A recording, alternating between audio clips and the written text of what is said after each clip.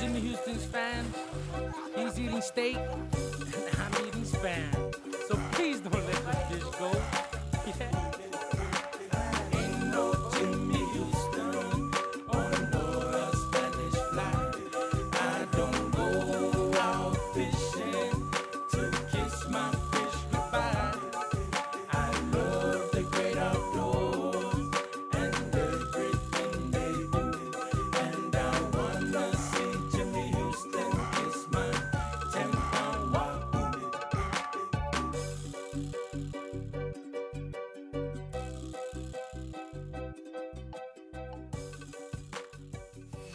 KUAM-FM Hagaya, Guam. You're listening to The Link with Chris and Sabrina on Breeze 93.9. Yeah.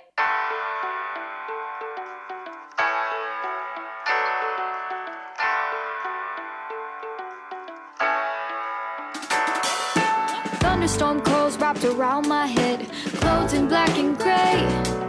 My vision's always cloudy and overcast, even on a bright and sunny day. The problem is I gave away my sunshine sweater. Yellow ain't my shade, it don't break the clouds, but I need the light, need the light. Gotta clear all the haze inside my eyes. I'm gonna find the happy, that means I gotta fly.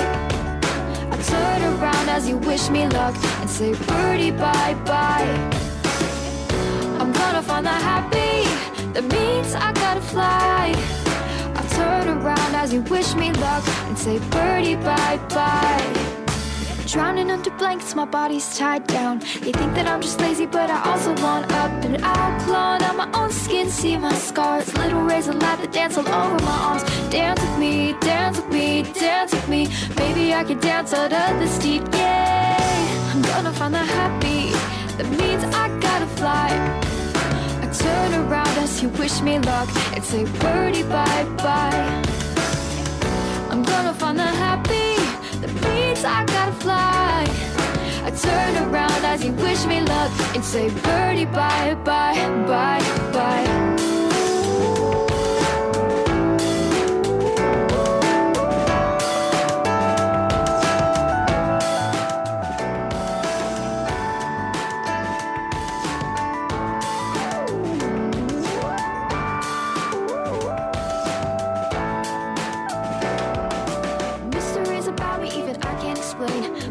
Tries their best, but shadows don't translate.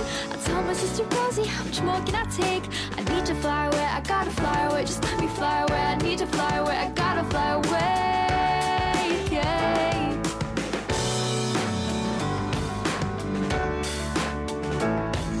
My sister clad in yellow, hiding clouds of her own. Dissipates the dark that tries to swallow me whole. Communicates in silence, but you're not alone. Maybe I can fly instead of having to go, yeah. I'm gonna find the happy, that means I gotta fly. I turn around as you wish me luck and say birdie bye bye. I'm gonna find the happy, that means I gotta fly. I turn around as you wish me luck and say birdie bye bye. Birdie bye bye. Birdie bye bye. Birdie bye bye. Birdie bye bye.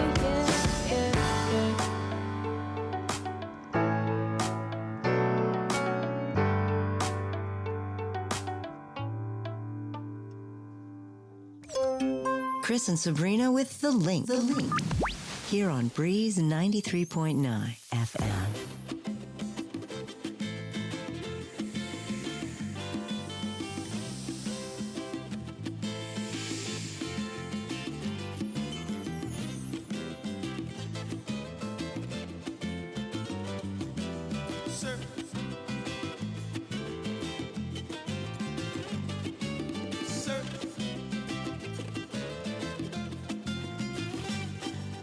Surf is the only way I say music in the ocean day by day. I surf all day, play music all night, and I just can't wait till the morning light to go surf. Ooh, ah, ooh, surf, everybody go surf. Ooh, ah, ooh, surf, surf. I check all the island breaks I know, but the place I go is the Kaiser boat. I surf with all the guys in the Cyber Surf crew. Daddy Mochin, Bob, and Dennis too. We all surf. Ooh, ah, ooh. Surf, everybody go surf. Ooh, ah, ooh. Surf, surf. Waimea, Pipeline, Sunset, Haleiwa, and New Land. Barbados, Rock Miles, the Alamoana, and the Kaiser go. Everybody go surf. Ooh, ah, ooh. Surf, everybody go surf. Ooh, ah, ooh. Surf, surf.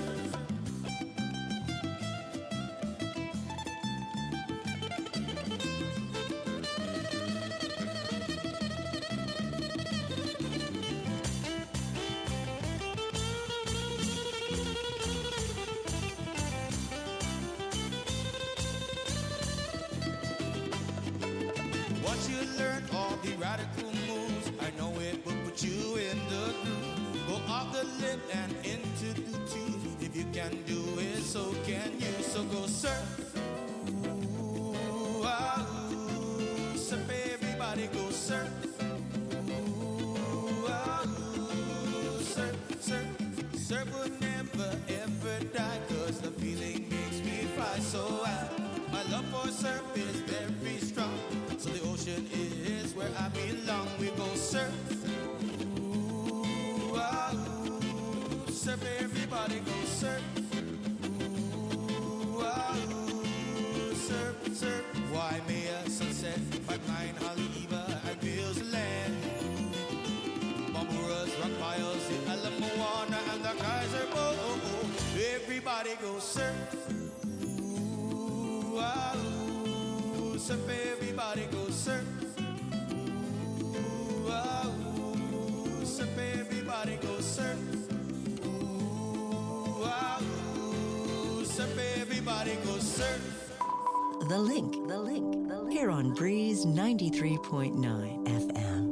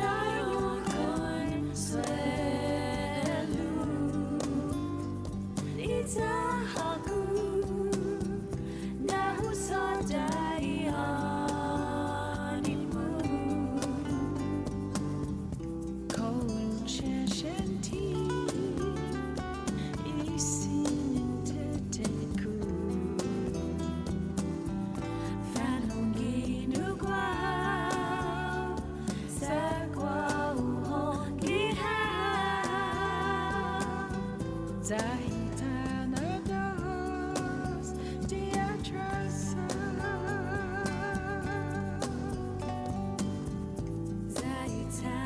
Zaitanados, diatrasa.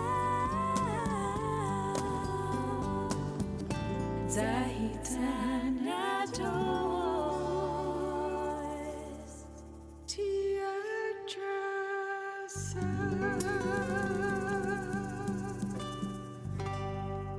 Agu. Slow sinya uli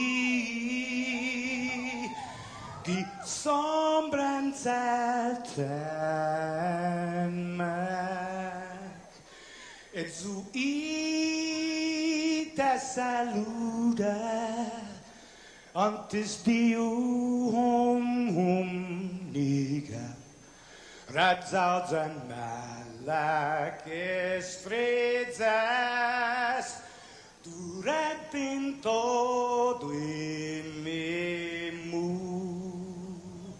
a nogi distancia como kupugi palu zangiman malak guafi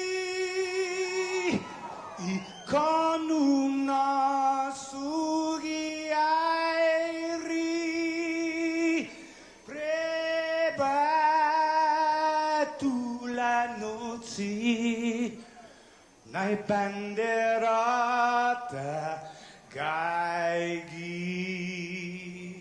pues atten fanni bandera co esta pagua pumalapa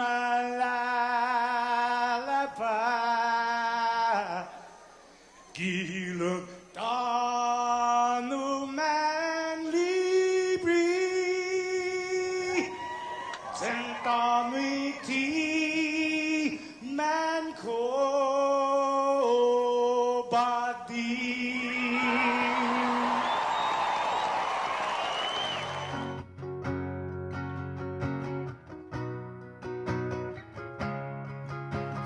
Fanogi chamoru Puritanoza Kantai matuno Nyagi toru iluga Paraiona Parai gloria Abiba islas en para Paraiona, Parai gloria, Abiba islas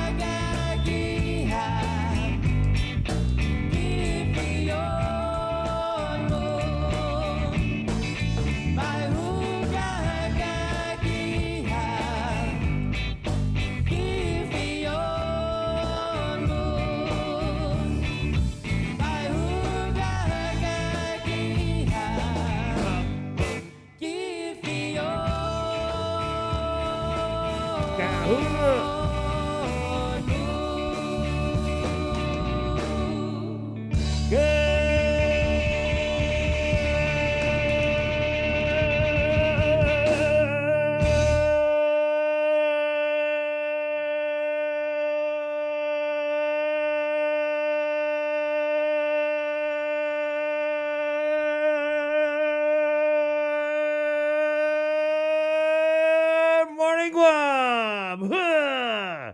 Good morning, Guam. CNMI and beyond. Good morning, Jason Solis. Good morning, mainland. Good morning, Europe. Good morning, Australia.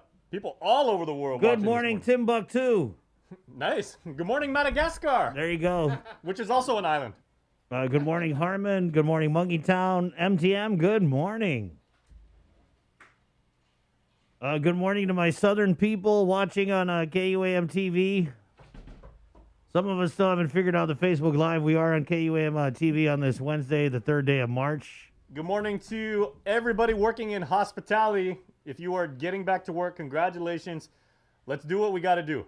Yeah, everybody working cash register this morning, writing that register. Yep. Good morning on you and thank you. Thank you for your service. Yes. Good morning to all gas station attendants who work around the clock and never stop working. Good morning to everybody working at the gas station who's pumping it up. Yep. Pump it, pump it.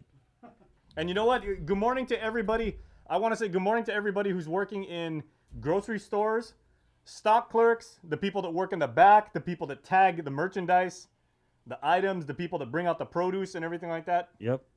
The people that work in the meat department, the people that work in the fish department, the people that work in the pharmacies, Did you say produce department? produce department. Okay, yeah. Yep. Good You're morning. all about vegetables. We know that. That's it. Good morning to my friends over at Fluff and the gang over at Market Deli. Good morning. All right. 625. Shout out to Fluffy. Yeah, Fluff.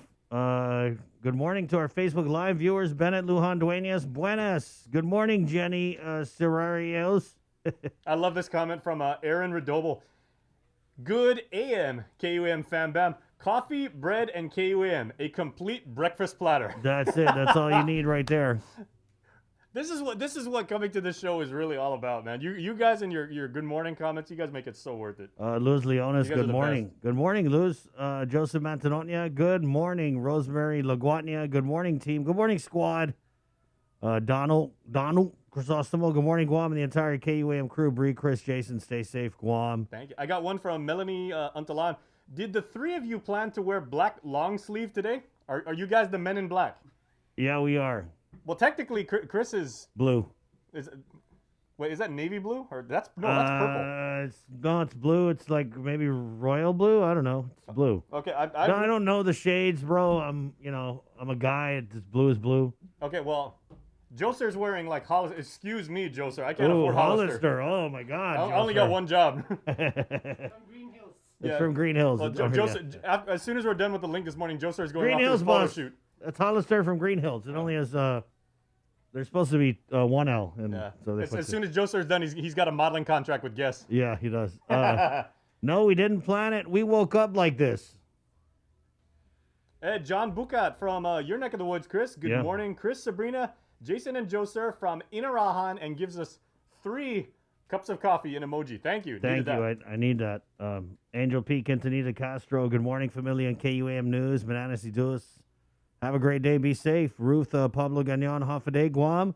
Roberto Fracassini, Buongiorno, Guam. Good morning, sir, and have a good run. Look, Joser, it's good weather out there today. Yeah, have a good run, signore. What's it look like out there, guys? It's very nice. Beautiful day. Yesterday was weird, right? It was kind of rainy and cloudy, and then it cleared up in the afternoon. Yeah. You know what? Good morning and congratulations to the 6 finalists for the Teacher of the Year. Right on. I did that live stream yesterday, and it was, I mean, you know, as the son of 2 lifelong educators, fantastic. Job. I mean, it's unfortunate that we can only have 6 finalists because every teacher on Guam is so dedicated. Yeah, day. It is such a noble and worthwhile and fulfilling profession. Right on. Yeah, I mean, I don't know any teacher that it's just like, okay, come in at 8, get out at 2, and then do something else. Especially during this pandemic, it's probably been a little different, let's say. Yeah. And Right. John Fernandez, who was there and gave kind of like the opening remarks and everything, said that, and he even kind of threw it in there. So he's like, congratulations to this year's finalists, and we wanted to make it a little bit more difficult for you with the judging because we threw a pandemic in there just to. Yeah, just to curve a little bit. Yeah. Speaking of teachers, good morning to Glenn Lujan, who is joining us. Right. Good morning, morning, Glenn. Glenn. He's over From- there in Snake Country in Chalampago. Anywhere Glenn goes is snake. If I was a snake, I would be terrified. I would be scared to death of Glenn. Given his, Right, if I was yeah. a snake and I had a Facebook account, I'm not going anywhere Stay near away Glenn. from that guy. Yeah. We're getting John Fernandez on today. By Okay, the way. nice. Yeah, He's probably gonna talk about He that. comes on every Wednesday around 8:15 or so, and we'll talk about Teacher of the Year.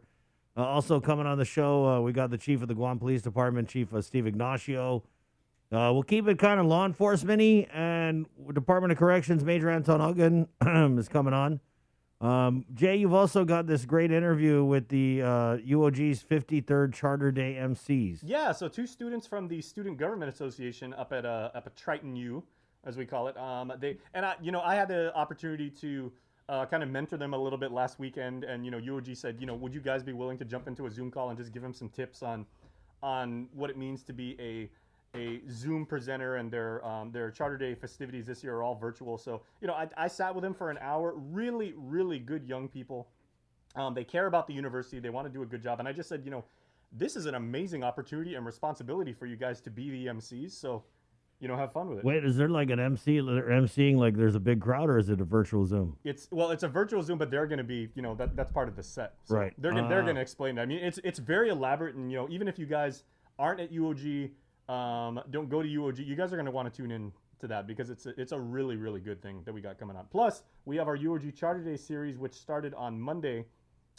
We did the College of Agriculture and Life Sciences, and then we did last night was Natural Sciences.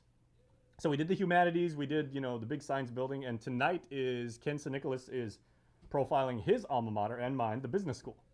Jay, I want to say last year, were we out at Charter Day last year? No, that's right when actually, I think I did a live from Charter Day. no, you're right. Yeah. Because the pandemic technically had the first 3 Right. cases were reported on It March was with 15th. one of the student groups at UOG, and they had a wall, and it was like you had to write something on the wall. Not doing that. I don't know, guys. Sorry, there was a whole pandemic that happened Yeah. after that, so I'm just a little bit blurry on it. But I remember that I was there at UOG, and it was last year they had a bunch of different canopy setups, right?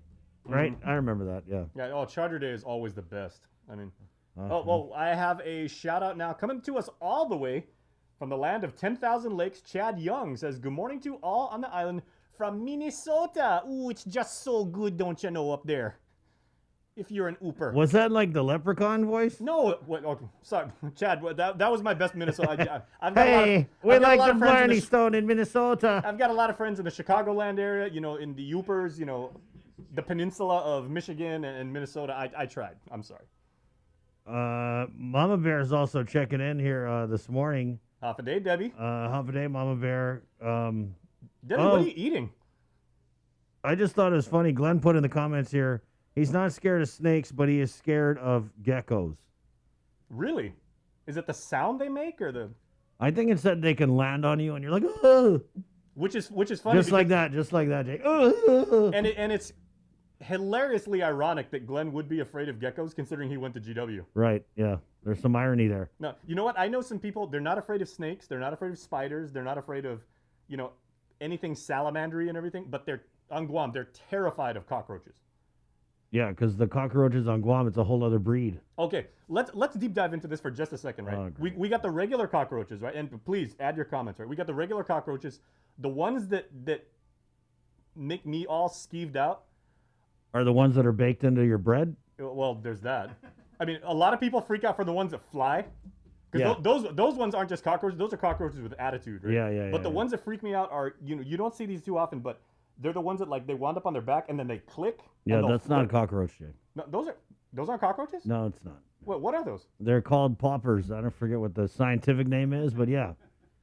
They pop and they flip over. Yeah. Yeah. And they're loud as hell. When I was trying to sleep, I heard this guy. I thought someone was popping the snap caps. I hate it when the cockroaches, because cockroaches don't mess around. Like, they come at you. Are you sure those aren't cockroaches? Yeah, I'm pretty sure those aren't cockroaches. Sir, can I get a second opinion? Are those cockroaches? Are those bugs that are not cockroaches?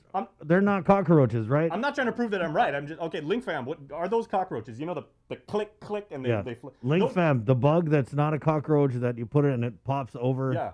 Is that a cockroach? And you know what? Those things, I mean, they can catch air too. You see Yeah, those? I mean, yeah, they go like yeah. 2-3 feet off the ground. Quite vertical there. Yeah. And it's like all you hear is this like katak, and like you see the thing. It's like wow. You should get a slow motion video of that. You have to have a really high speed. But do you ever get one of those where you flip it over and it just doesn't want to pop for you? It's like, Okay. no, I'm not an object. Okay. Well, Glenn says of geckos, right? The geckos are like the paratroopers of the animals in the house. Yeah. Yeah. It's death from above. Man, I know some people who are just like the bravest people. They're not scared of anything, but you throw a gecko in the equation and it's like, oh my God. Who even are you? Scaredy cat. So good morning to our viewers on Facebook Live. By the way, the show... Okay, Glenn said it's not a cockroach. It's a beetle or something. Right, yeah. That's So, their so you defense. believe Glenn over me. Well, no, I'm just saying more like minds. I was wrong. They are Right, not yeah. cockroaches. No, I it's will, not I will about being- happily admit when I'm It's not about incorrect. being right or wrong. So this whole time I thought they were cockroaches. Yeah. Well, they're not. Okay, but we are in agreement that if you get raid, it's easy to kind of like put the crawling ones out of their misery because you can just chase them around. How do you actually use raid for the ones that are flying without spraying it into your own aircon? And then, I don't even use Raid. Oh, what you? I used to work on the golf course a You long use the time Zori, ago. right? No, I used to work on the golf course a long time ago, and there was a lot of like pesticides and stuff that were used. And ever since then, I just never been into like Raid or Off or anything that kills. This is weird. I'm sorry, guys. If you think I'm weird, I'm sorry. I just don't like using Off or Raid or anything that kills living things on my person or around the area because I feel like if it kills living things, what are we? That's good logic. Yeah. So I just don't mess with the Raid and I'm hypersensitive to it. Like I can smell it if someone, so nah.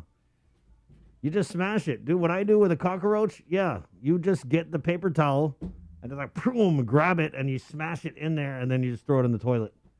But sometimes you get that one cockroach who's like a rescue swimmer, right? You put it in the toilet. It's like, no. Yeah. And it's like, You even flush the toilet, it comes back. I like to flush the toilet and And then watch it like, And then it looks right at you in the eye and be Yeah. like, huh? I'll be back, sucker. Yeah. Okay. Watch your back. Glenn saying, how about those long wolf spiders with the long legs? Ew. Ooh. Yeah, those are scary. Yeah, those are some big ones. Okay, remember in right around like 2002, 2003, that's when you first came back to KUM, right? Yeah. We had that problem with the koki frogs. Yeah. Remember that? If you guys have no idea what we're talking about, were they considered an invasive species? They were, yeah. Okay. There was a whole campaign. Somehow the koki frogs came over to Guam, and these little tiny frogs. I mean, they're smaller than your thumbnail. I mean, not Yeah. a thumbnail like on the internet. They're like the cute picture. though. Yeah, they're cute. But they destroy, like I heard, like in Hawaii they had them. And They shut down a hotel because like a couple thousand Right, of them got yeah. together, and I mean they're as loud as a Van Halen concert. Rest Yeah. in peace, Eddie. Yeah. But I mean they are super loud. Each one of them generates this huge multi-decibel noise. And Remember, imagine there if- was even like a number. It was like something like 687 frog. yeah. Where we if had you the heard like the Koki t-shirts frog, were out, right? There was they a would- jingle. There would be like a frog SWAT team that would show up. Where's the frog? I don't know. I heard it in there.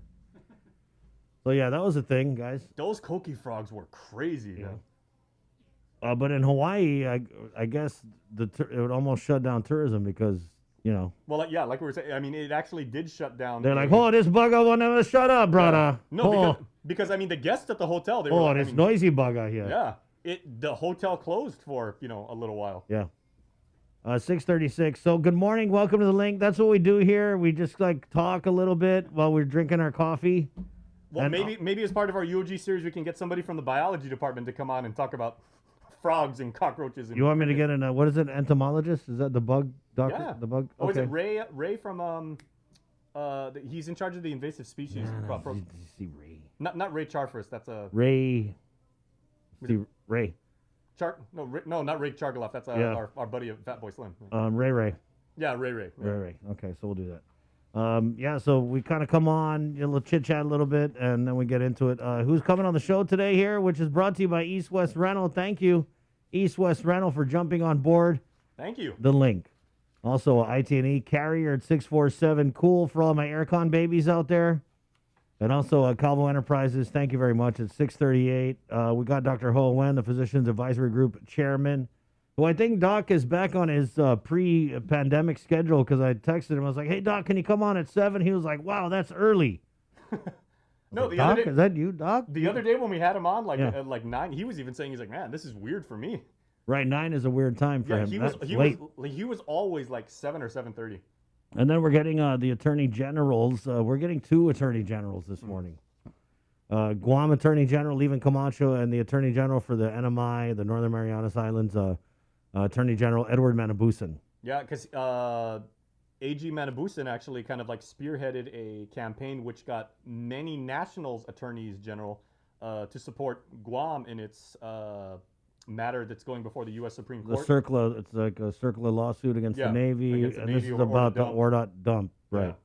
So if you don't know, the Navy opened Ordot dump, and then we kind of inherited it from them, and it was just like their mess, and then we put our mess on top of it, and now we're like, hey, your mess was first, so you got to pay us. I mean, that's an oversimplification of it, but, you know, it is what it is. And we're getting Guam historian Malia Ramirez to come on because she had written, there was a couple articles that she written on Guampedia about the Spanish ship, and then, of course, it is Chamorro Culture and History Month, Mes Chamorro. So I was talking to Malia yesterday. I was like, let's get you on and maybe just like sprinkle a little bit of, Chamorro history lessons throughout the month, right? It was, I don't know, I'm really into history, but I was talking with her yesterday and she was telling me that it's a really cool story. I mean, it's kind of a deep dive, but Magellan had this one slave on his ship who was a Malacca, was the last name. I think it was Enrique Malacca. And this guy, the slave, Enrique Malacca, was from Malaysia. And then there are just so many similarities between Malaysia and the Chamorro language because we're like a Proto-Austronesian something. I forget exactly what they call it. But basically the same kind of like root language. And so he was telling me that it was very likely that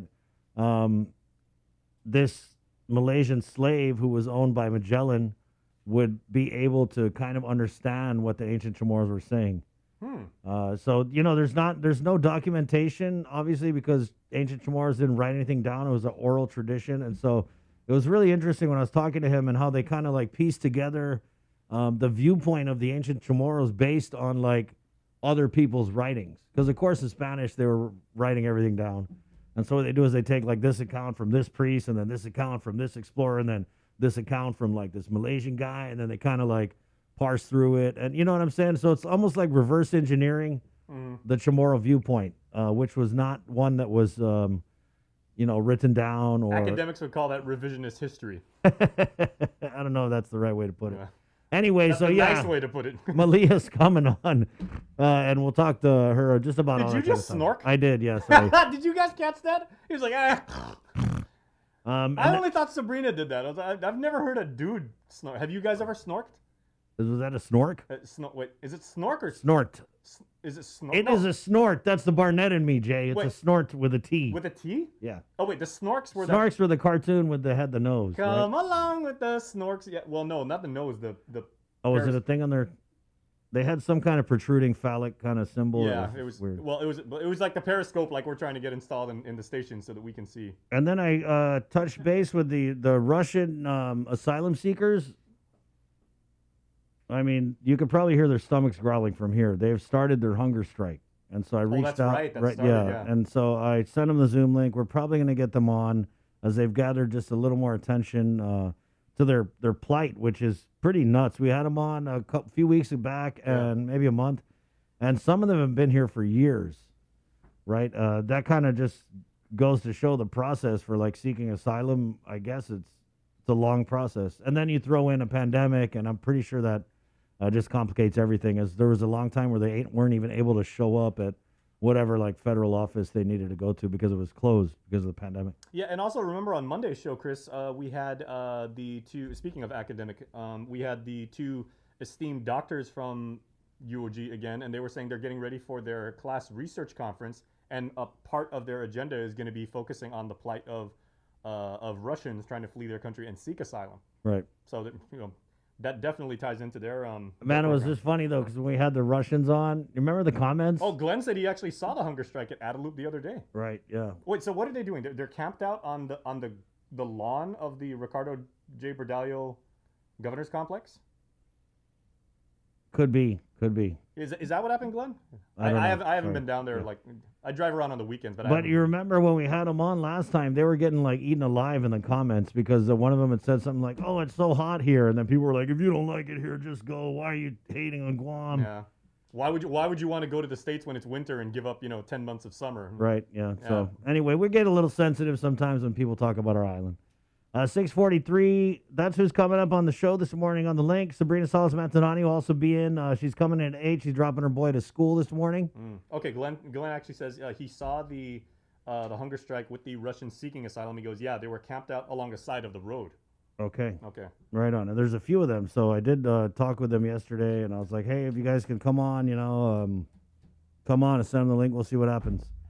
Also, we're getting Cover Me this morning, which is brought to you by Burger King. Remember, Hagatnya and Tumon, they're doing breakfast from 6 to 11:30 a.m. Micro Mall location is temporarily closed.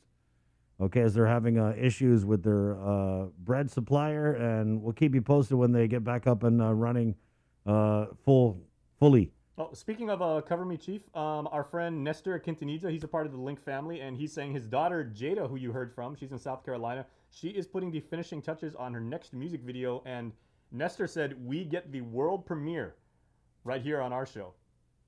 All right. Looking forward to that, Jay. Yeah, so we are going to play that, like, super, super excited. So if you guys want to feature music, if you have yourself gigging, and again, it doesn't have to be like one of those big, Missy Elliott videos, with the, super, not super fly, but I mean, like one of those huge productions. It can even be you guys with a simple camera phone just jamming in the garage. We had that yesterday. Yeah, we did. We've had all sorts of performances, and everything is awesome. And we want to feature all of it. So make sure to hit us up on our direct messages or email any of us and everything like that, because we want to show how you guys are sharing your gift for music. Anthony writes in on our Facebook feed, when the Russians smell barbecue from Chamorro Village, they'll eat. That was something I was thinking about. That is kind of hard to turn down. When are we going to bring back the night market? Remember the night market, Joe, sir? Oh. Okay. How many vendors are there at Chamorro Village, they said? There's a lot, yeah. There's at least 30 or 40. I'm not saying bring it back and go crazy. I was just thinking about, like, hey, whatever happened to the night market? Because, there might be some people who maybe wanted to sell to Nancy there just to outreach. Yeah. Some people. Some people. Hey, it's 6:45. Let's go ahead and get into the news now here on the link. Good morning again to our viewers on KUAM TV with the very latest from the KUAM News team, Jason Salas. Good morning, Jason. Good morning, and good morning, Link family, everybody all over the world. Hope you guys are staying safe. The Joint Information Center reports last night that out of 1,412 tests performed on Monday, and additional labs from last Friday and Monday, 5 returned positive for COVID-19. Now remember, of course, these are the tests from Monday and then the labs from last Friday. So 1,412 tests, 5 did return positive. The total COVID case count since last March is now 7,742. There have been 131 lives lost locally. There are 31 active cases and 7,580 recoveries. There are still four people in the hospital due to COVID-19. 2 of them are in the intensive care unit, and 1 is on a ventilator. Accordingly, Guam's CAR score has dropped to 0.1. It was 0.2 yesterday. Well, in anticipation of vaccine shipment arriving this week, COVID-19 max vaccination clinics are scheduled to resume next Monday to Saturday in Mingilao at the UOG Calvo Fieldhouse. Clinics are 10 in the morning to 5:30 in the afternoon, so it's very convenient for you and your family. But they will only accept those due for dose number 2 of either the Pfizer or Moderna vaccines. Eligible residents can book an appointment, and you want to remember this URL. I'll put it in the comments shortly. It's tinyurl.com/liberategU2021. tinyurl.com/liberategU2021. No first doses of either vaccines will be administered. Clinics that are administering the first doses are scheduled to start Tuesday, the 16th. Our friends at Public Health continue their weekly COVID-19 testing tomorrow on Thursday from 9 to 12 at the Mongmong Church. Public Health is offering up to 200 COVID-19 tests on a first-come, first-served basis. No symptoms are needed to qualify for testing, and please bring a picture ID with you when you show up at the Mongmong Church. Results should be ready in about 15 minutes, so these are the rapid tests. This is testing only, mind you, and not vaccinations. A rather curious story from law enforcement now, as the Guam Police Department has issued a correction over an error that they reported earlier this week. On Sunday, February 28th, GPD issued a release confirming our island's third auto pedestrian fatality of the year. That incident occurred on Saturday in Dedido by the 76 Circle K gas station.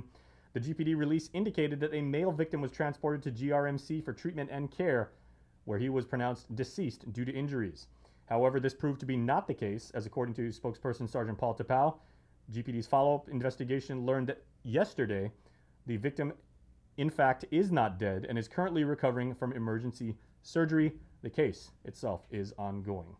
And with everything else you need to know as you make your way around on this Hump Day Wednesday morning, from the KUM Newsroom, here is our Tyler Matanani.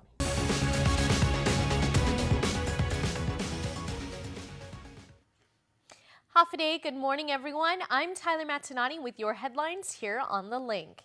It's a report now made public, and the U.S. House of Representatives Office of Congressional Ethics is not done with investigating allegations against Guam Congressman Michael Nicholas. It's posted on their website, a confidential report now made public about the latest with the House Ethics Committee's investigation into Congressman Michael Nicholas. According to the report, the congressman, quote, may have omitted required information from or disclosed false information in his Federal Election Commission candidate committee reports. If Delegate Nicholas failed to disclose required information or disclose false information in his FEC filings, then he may have violated House rules, standards of conduct, and federal law, end quote. Based on a referral from the Office of Congressional Ethics, the House Ethics Committee in March of last year established an investigative subcommittee to look into the following allegations against the congressman: that he engaged in a sexual relationship with an individual on his congressional staff, converted campaign funds to personal use, accepted improper and or excessive campaign contributions, reported campaign disbursements that may not be legitimate and verifiable campaign expenditures attributable to bona fide campaign or political purposes, omitted required information from or disclosed false information in reports filed with the Federal Election Commission, made false statements to government investigators or agencies, and or improperly interfered or attempted to interfere in a government investigation of related allegations in violation of House rules, law, regulations, or other standards of conduct. According to the report issued today, the board of the Office of Congressional Ethics, by a vote of 6, recommended the House Ethics Committee further investigate the congressman, quote, because there is substantial reason to believe that Delegate Nicholas failed to disclose required information or disclosed false information in his FEC filings. The board also noted there is substantial reason to believe that Delegate Nicholas accepted cash contributions that were in excess of FEC limits for individual donors and in excess of the limits for cash contributions. The board also recommends that the committee further review the above allegation concerning Delegate Nicholas because there is substantial reason to believe that he converted campaign funds to personal use. KUAM has reached out to the congressman for a comment, but has not yet received a response. Chief Justice Philip Carbolito has sent a memorandum to all Judiciary of Guam employees notifying that due to budgetary shortfalls, they will be reducing work hours for all employees across the board beginning in July. This raises concerns from the 36th Guam Legislature Speaker, Therese Delahi. The judicial branch started fiscal year 2021 with a decrease of some $3.3 million from its original budget request. Despite implementing drastic cost-saving measures, Chief Justice Philip Carbolito announces all employees' hours will be cut in the fourth quarter. He addressed his court family, explaining the projected deficit they will endure, looking at a minimum of $700,000 shortfall. Carbolito stating in the memorandum, quote, while we hope that we can reduce the number of hours we need to cut or do away with furlough altogether, I cannot guarantee at this point that we can complete the fiscal year with a full 40-hour work week and balance the mandates required of the judiciary, unquote. Reduction in hours draws concerns as the demand for services has been heightened, explains Speaker Therese Terlahi. The judiciary has changed its practices, so it's we are challenged to meet the demand for services now that all operations are opening again, and of course cases have been put on hold because of the pandemic, and we need them to do everything they can to catch up with the need for adjudication of all of these cases. Speaker Terlahi chairs the Legislative Committee on Justice, and one thing she wants to ensure that comes with these cuts is prioritization. We just hope that they're going to prioritize everything towards adjudication, everything towards what the needs are of the community, be it law enforcement, be it civil, and that those can be the priority of the court and going forward. Chief Justice Carbolito states in the letter that the reduced hour week is a last resort option. Terlahi is hopeful it won't come down to this. Of course, we're also hopeful that the money that Congress might be sending to different jurisdictions to ensure that they are able to cover for shortfalls in operations, that some of that money will also make it to the judiciary if needed for necessary services. KUAM reached out to the Judiciary of Guam for an interview regarding the matter. As of news time, we have yet to receive a response. Meanwhile, the judiciary is gearing up for their virtual oversight hearing scheduled for tomorrow at 2 p.m. with the Legislative Committee. Terlahi says she does not intend to address the reduction of hours in the hearing because it is still fresh and potential relief from Congress could benefit the court's financial situation. As for what she does plan to address, we asked the court to address, of course, their marshals, how they issue warrants. This is kind of the basis of the allegations that were made, is that the marshals had some kind of discretion in the securing of these warrants or enforcing these warrants. Speaker Terlahi is referring to the allegations of warrants being vacated by Superior Court marshals in exchange for bribes. She has asked Chief Justice Carbolito to update the Guam lawmakers on the status of discretion with executing warrants of arrest and the serious allegations made in federal court cases. We've brought this up with the court before and we want to follow up as to their procedures and whether they have done what's necessary to make sure that what these allegations entail cannot happen. Either they cannot happen again or that they just simply cannot happen going forward. That's one thing. A second component, the legislator has asked the judicial branches to conduct an internal investigation into the allegations because of names being said in district court. Terlahi anticipates receiving an update on this investigation during the oversight hearing. Additionally, the Speaker has asked Attorney General Levin Camacho whether or not he is doing an investigation into the allegations. That's the news for now. We'll see y'all at 6 tonight on Primetime.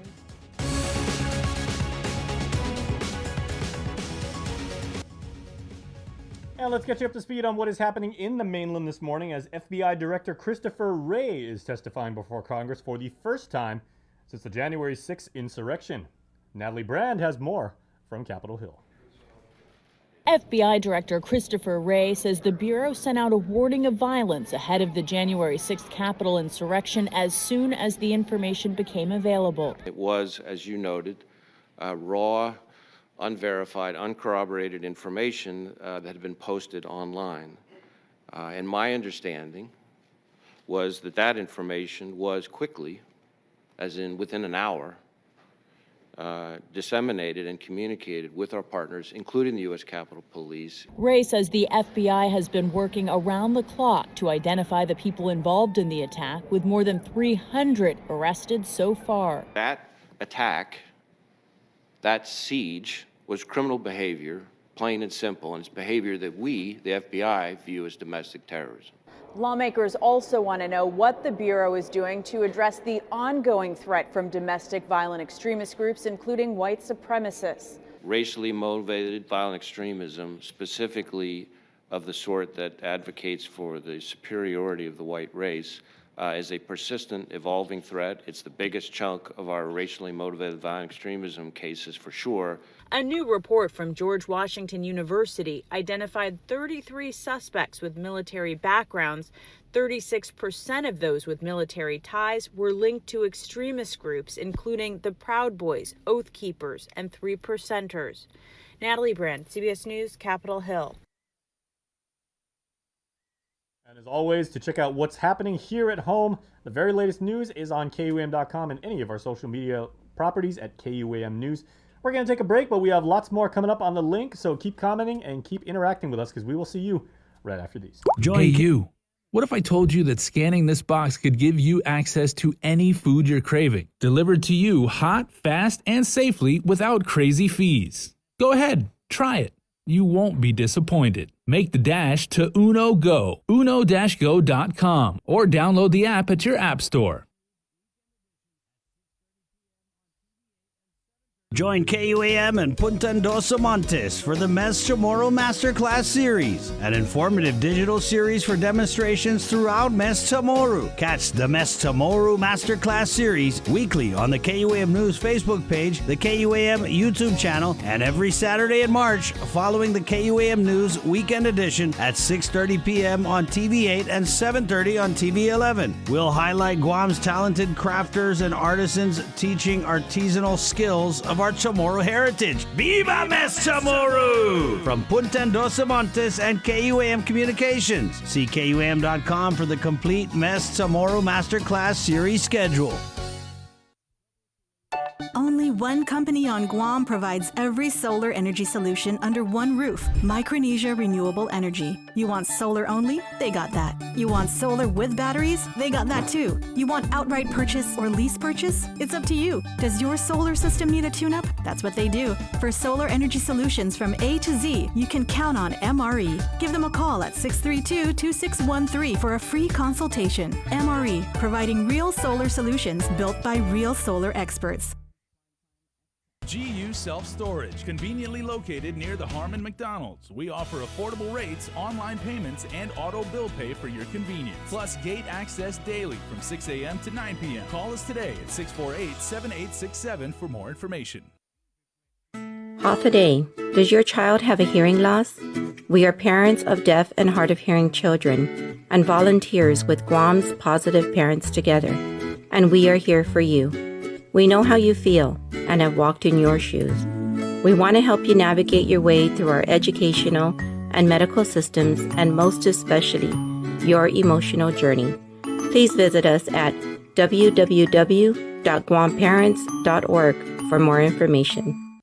Get the job done the right way by getting the right stuff at East West Rental Center. With years of experience helping builders, we definitely got what you need. Call 646-1463 or visit us in Upper Tumon. Open Monday to Saturday from 7 a.m. to 5 p.m. and on Sundays from 8 a.m. to 5 p.m.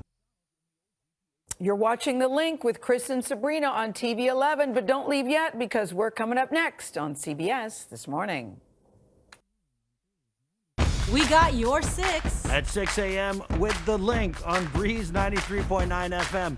Bree and I connect you with all the latest news and information you need to know to start your day. Then check back with Guam's news leader at 6 p.m. for the day's top headlines with KUAM News Primetime. From 6 a.m. to 6 p.m. and everything else in between with KUAM Digital, we got your 6.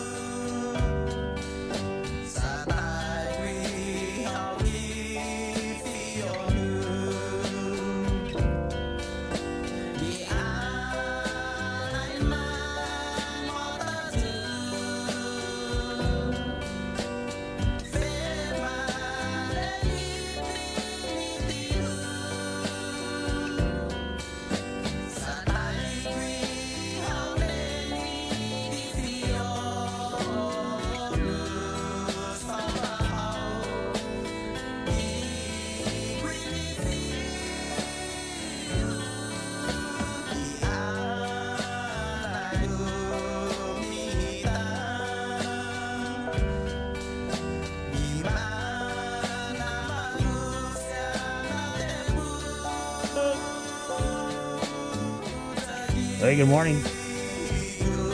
And goodbye to the Spanish ship, the, what is it, Ilocano? It's not the Ilocano, right, sir? No,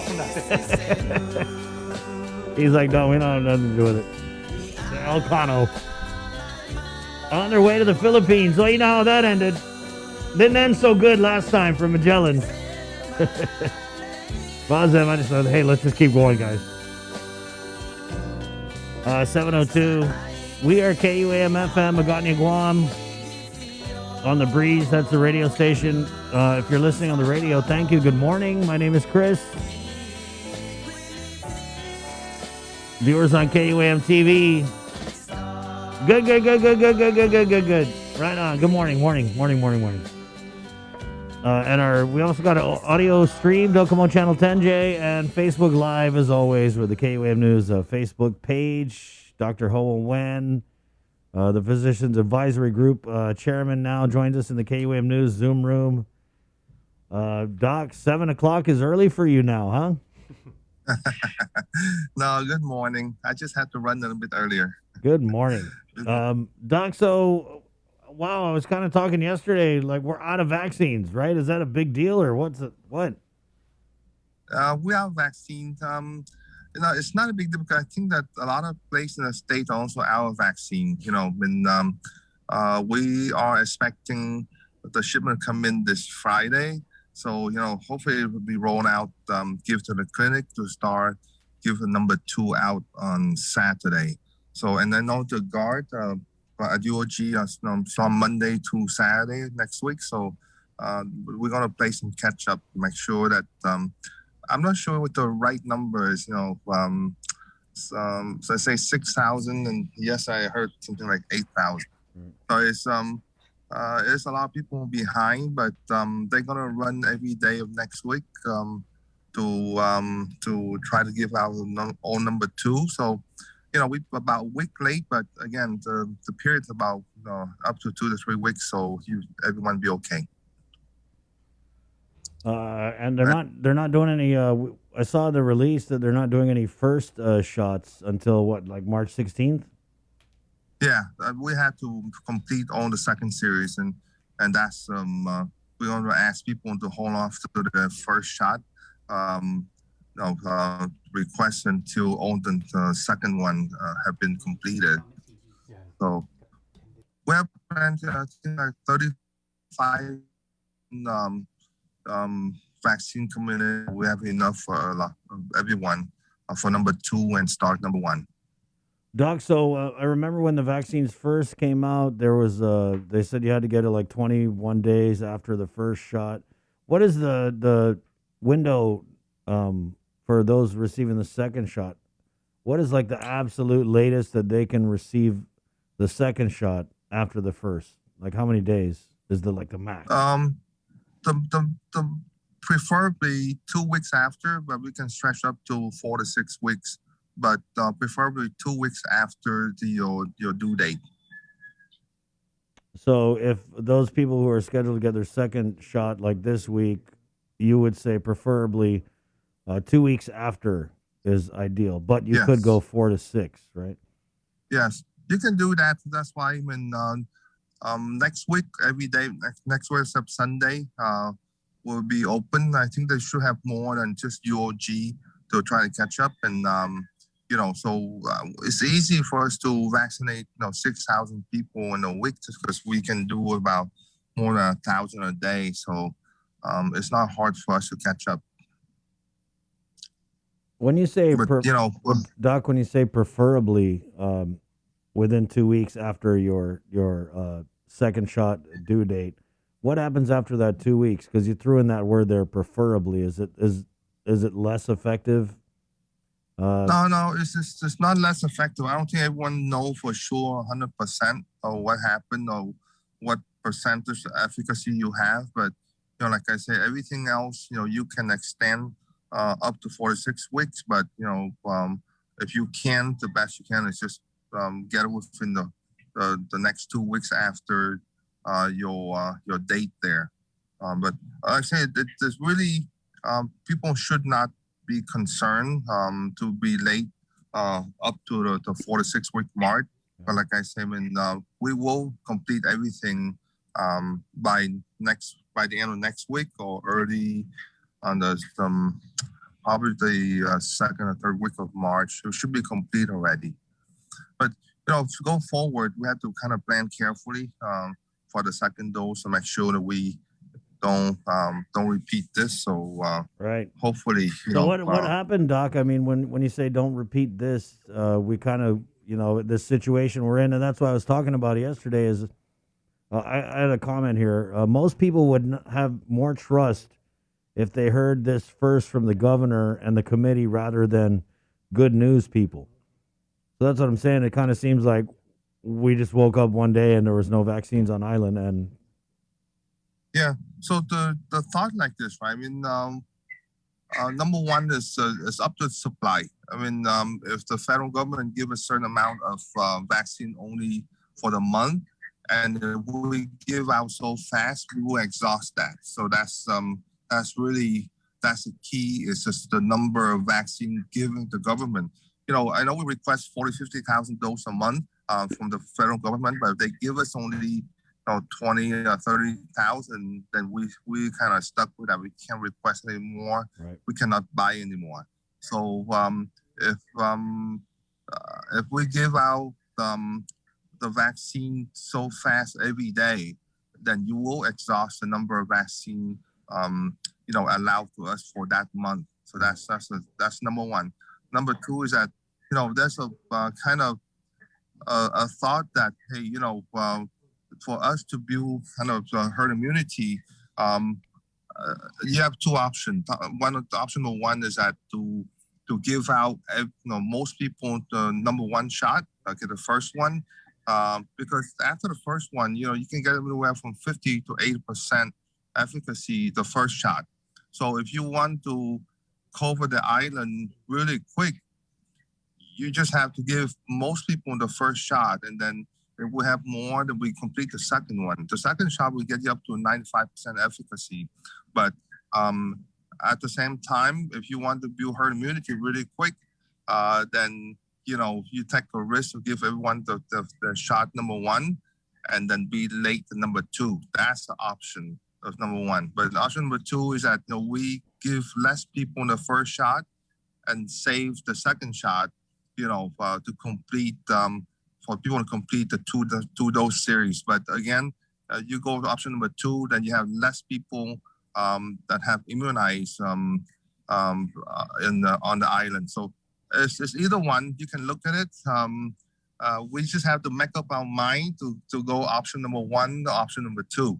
And I think that to go forward, we just have to make sure that we just follow one option and not just wax and wane the two. yeah, I mean, outside looking in, Doc, and I'm pretty sure there's just all kinds of other different circumstances, but it seems like it would be easy to say, okay, we're getting 6,000 vaccines, 3,000 get their first shot. We're going to put the other 3,000, in the cooler until you get your second shot, so that we don't end up in this situation, like you said, where how many people are supposed to be getting their second shot in this window that we're in now? Because we hear different things. Right now, the number out there about 6,000, 8,000. So it's quite a bit of people out there that need the second shot. So I think the QR code, the website have been released, I think, for the people who start signing up for next week. So just log in and get into the website there to book your time for next week. What about this Johnson & Johnson? Like, Doc, I mean, from the doctor's point of view, right? Which vaccine, can you rank them from, like, best to Western family? Yeah. The Pfizer and Moderna is the same. They are mRNA vaccine. The Johnson's different. Johnson is, I think, up to 75% efficacy, so it's not as good as the Moderna and Pfizer. But I think there's also talk about getting the second Johnson shot. So that's something that on the work. So I think whatever shot that come up, and you have an opportunity to get it, I would just get it and just not choose which one. They're all the same. I always tell people, if you buy a Toyota, Honda, it's a car. It's the same thing. So just don't choose, just get them. It's a car, basically. As a car, it's a car. A vaccine's You a get where vaccine. you are. So, you know, you don't have to choose. They both have some reaction, you know, some a little bit of chill, fever, headache, and body ache. But, you know, it's a small, no side effect or reaction you have to have your immunity for this thing for up to a year or more. So I think it's well worth the reaction. Doc, yeah, because when we had Dr. Cabrera on, and I think even you had said that, oh, people who get a bad reaction, it's like 1 in, you know, whatever, 100,000. But man, Doc, everyone I know that I talk to, it seems like they're getting that reaction. I just talked to someone yesterday, and they're like, yeah, when I got my second shot, it was like 2 days of over here at King's. One of the waitresses there, she's 55, and she was saying that, oh, she got the first shot, then when she got the second shot, she was like, oh, 2 days, Chris, I was out. I could not, I kept tossing and turning. I was sick. So I know that statistically, right, it seems like, what is, and I forget the number, you guys had said like 1% of people who get the shot will experience some kind of adverse reaction. So why does it seem like it's more than that? Is it just because we're a smaller community? And I mean, I don't get it. I don't, like I said, I expect people to have some reaction. When typically, Chris, when a regular shot for anything else, you know, if you have 50% efficacy, it's already good already. Yeah. But you know, this one is 95%. So it's really kick your immune system in producing antibodies. So when you get that huge amount of response, yeah, you're going to have some reaction. But you know, it's just that's how the body works. Is if you got a shot and your immune system kick in, you got to have some reaction somewhere. You know it's working. So I tell people just bear with it. You know it's working for you. And if you talk to those people again after about 2-3 days, they back to normal. Yeah. You know they have nothing else after that 2-3 days. You know, so again, you know, it's nothing that permanent that you're looking for. So you know, if I see a lot of my patients and they say the same thing, I say, how do you feel now? Oh, back to normal already. So, like I say, it's just reassure that, hey, your immune system's working for you. Right. So what's on the agenda for the PAG meeting this week, Doc? Are you guys going to be talking about more face-to-face, expanding with the public schools or any of the schools? Is that kind of, is that on your agenda? Yeah, the agenda, I mean, there's a lot of things we can have now. We got to look forward to open our economy, right? I mean, we got the immunization in. We have about close to 40,000 people on the island at least get the first shot. You know, the question is, when can we safely open our island up for tourism and travel back and forth for return residents that don't need quarantine anymore? You know, those are stuff that you have to plan ahead of time, because I think that as the immunization rate go up and the positive rate in the state go down, we have to look a different way to modify our quarantine rules to make it easier for our residents to return, and also try to open up the economy for the possible tourists to come in, right? So those are stuff that we have to start talking about and plan ahead of time. Doc, what about our designation with the CDC? Are we still like a designated hotspot? And that's something that we have probably request Dr. Ken Hancock to ask CDC to modify that. To us, right now, besides our brother up north in Saipan, you know, we're pretty safe. You know, you can see the CAR score really, really low. So, and we are totally different in August. You know, so we have to ask them to modify that. Right. You know, and again, to plan forward, it's really Department of Public Health play a big part of it, because they need to kind of step up and have a very good contact tracing and isolation process in place, because as we can see in the past, only is one case. And it can spread out really quick. So we had to make all the process very much robust, more than before, in order for us to keep our economy up and our rate low. So it's very important. There's a lot of things we have to talk about, and I think there's a lot of community to try to put our head together and go forward. Hopefully, 2021 is much better than last year. We had a comment here from Paloma. Will Guam be implementing a vaccination passport? That's we are thinking of doing that. I think everyone is thinking of doing that. You know, it's that little card that they give to you. That little white card is people lost it easily, and it's very easy replaceable and very easy to fake it. So yes, the digital passport is something that for immunization is something that we need to start looking for. You need to have the ability at the airport to kind of sign up on the website and look to see if you have been fully immunized. And it worked only for the local residents. It's very hard to implement that nationwide because there's a lot of efforts. I'm not sure we have any ability to do that or not. But our return resident, yeah, I mean, we have to start to work on some type of digital platform that if you come into the airport and you can, the office can sign up on the website and look at your name and know you have complete your series or not. It's very important.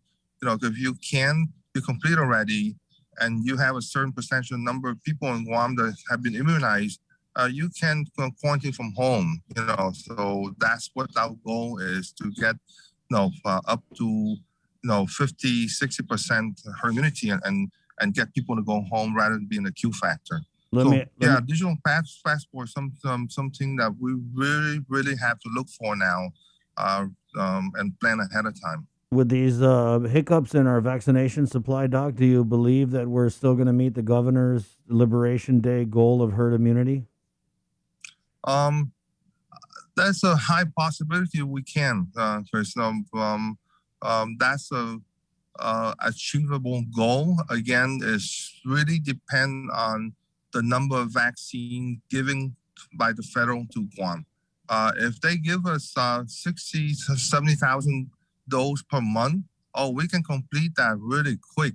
We have no problem getting the shot into a person, into anyone, if we have the vaccine available. So that goal that the governor set, is very achievable. Right on. Very, 50%, 60%? Yeah, I think our goal for herd immunity is 70% of our island to be vaccinated. But I think about 50-60% we can change our quarantine regulation and safely get people to do home quarantine. Okay. Doc, I appreciate your time this morning. You're welcome, guys. But yes, there's the daylight at the end of the tunnel somewhere there. So we're almost there. So I ask everyone to, again, be cautious, be safe, and still practice 3W, okay? Right on. Thank you, Doc. You're welcome. There Have you a go. good day, guys. You Be too, my safe. friend. Bye-bye. Dr. Hoa Wen, he's the Physician Advisory Group chair.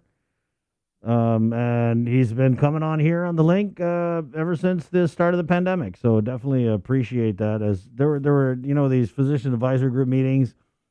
They weren't open to the public. They still aren't. And it is what it is, right? Because they suspended the open government law. And they had made a lot of reasons.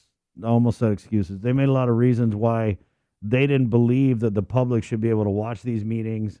I think one of them was that, they felt like doctors wouldn't be able to speak openly about the decisions that they make. But, the open government law has been unsuspended here with this latest executive order from the governor. So I'm not sure how that affects the Physicians Advisory Group, because I think they're kind of like quasi-governmental and maybe not beholden to having to adhere to those open government standards. I don't know. We'll figure it out. At 7:21, we'll take a quick break, and we're coming back with attorneys general. That's right. Talk about the clout, Jay. We got not one, but two AGs, right? Coming on the show, Jay. Oh, he's just going to... I turn on his mic and he nods. So we'll be back with more of the link next. It's 7:22. Good morning. Get the job done the right way by getting the right stuff at East West Rental Center. With years of experience helping builders, we definitely got what you need. Call 646-1463 or visit us in Upper Tumon. Open Monday to Saturday from 7 a.m. to 5 p.m. and on Sundays from 8 a.m. to 5 p.m. Uno Go has arrived and is here to deliver you food from your favorite restaurant in a safe, reliable, and fast way. Choose from a variety of restaurants island-wide and track your orders in real time, with quick deliveries whenever your cravings kick in. Plus, sanitized vehicles, reliable drivers, and safety seals for your peace of mind. Make the dash to Uno Go. Visit uno-go.com or download the app at the App Store or Google Play. Uno Go, delivering Guam on demand.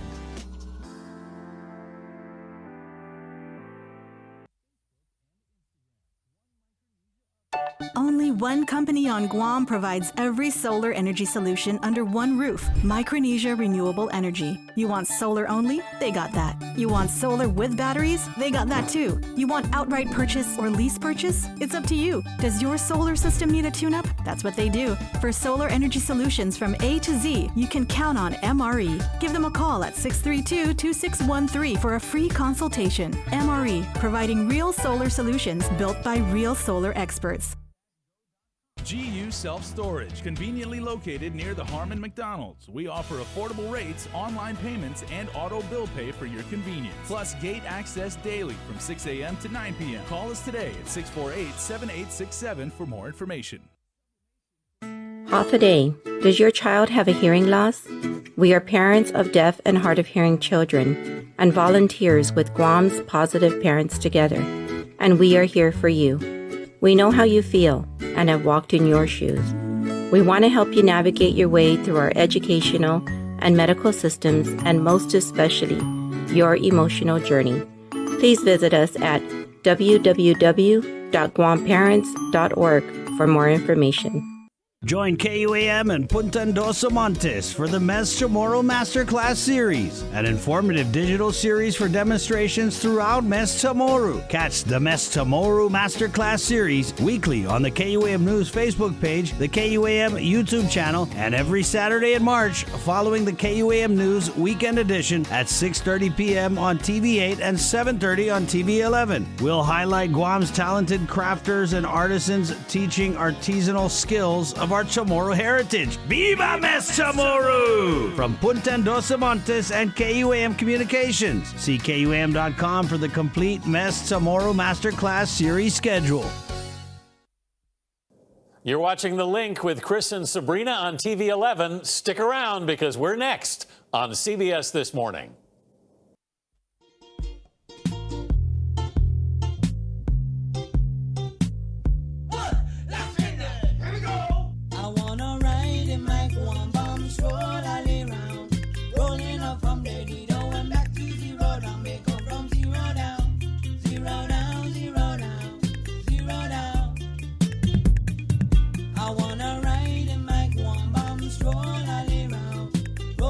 From the Lido and back to zero down, they come from zero down, zero down, zero down, zero down. 725, The Link, East West Rental, IT&E Carrier. The Cabo Enterprise is proud to present this multimedia broadcast extravaganza starring Jason Salas. My name is Chris. Joe, sir. Thank you, Joe. Sabrina Salas, Mantanani, en route. Is it en route or en route, Jay? Yeah, either way. Let's head into the KUAM News Zoom room where we have united. We did it, guys. We united the Marianas. We have Siena Mai Attorney General Edward Manabusan and Guam AG Levin Camacho. Good morning, Attorneys General. Good morning, Chris. This is pretty cool. So there was a release out of the AG's office, the Guam AG's office, and basically with our lawsuit against the federal government, we've secured 25 other AGs to sign on. And this is a big suit that's before the Supreme Court. Again, it's centering around the Ordat dump. And AG Levin, if you could just talk about being able to secure these other AGs, because I kind of see, and since you got in, I noticed that we jump on a lot of these class action suits that are being filed by other AGs, and so it'll be like Guam is part of this suit where 48 other states are also suing for whatever, whether it's the opioids or the Google one, and so is this kind of like what those relationships are about, where you kind of jump on theirs and then they jump on ours? Is that the kind of like your goal was in fostering that kind of like back and forth between your office and other AG's offices across the states? Well, Chris, I'm going to really have to defer to AG Manabusan, because he's the one who we filed our brief about a week ago, and he was the one who actually led the amicus effort and was able to secure the 25 other AGs to sign on. So he actually and his team, I know his chief deputy Lillian Tenora and Ali Nelson, I believe, is the assistant AG who led his effort on his side. But I really defer to AG Manabusan and thank him. Thank you, AG Manabusan. Then I'm sorry, Dispensa, but so was that kind of like how it goes though with the AGs? It's like you jump on mine, I'll jump on yours. Buenas Toto Guam, buenos dias para todos, Samsa. We first got a hint that there is a Supreme Court case that where Guam has been granted a writ, which is actually a milestone for the government of Guam through the Attorney General Levin Camacho. And so we looked at the writ, and because of the nature of the lawsuit and the issues that were involved, we thought that this is an opportunity for us to join Guam. And so we got on the ball and looked to attorneys around the country to assist us in preparing and filing the briefs on behalf of Guam. And so we did. And in such a short period of time, we got Hoosh Blackwell, who was taken on on a pro bono basis for us. And through his effort and through the effort of the National Association of Attorneys General, we went around the country and really asked for Attorney General to provide or give us support. And Guam has a lot of friends all over the country, especially with this lawsuit. The issues are so similar around the country that it did take time for the Attorney General of 25 states to come on board. And so Guam has a lot of friends, and now he has a lot of friends of the court. And I think that this is such a great thing for Guam, where we're there to help Guam obtain the needed support with the cleanup efforts. I think this case really, if it stands, it would discourage a cooperation and settlement with federal and state environmental regulators. I think that if it stands, it would allow the United States to evade liability for contamination that it is responsible for, leaving individual states and other residents with a disproportionate financial burden.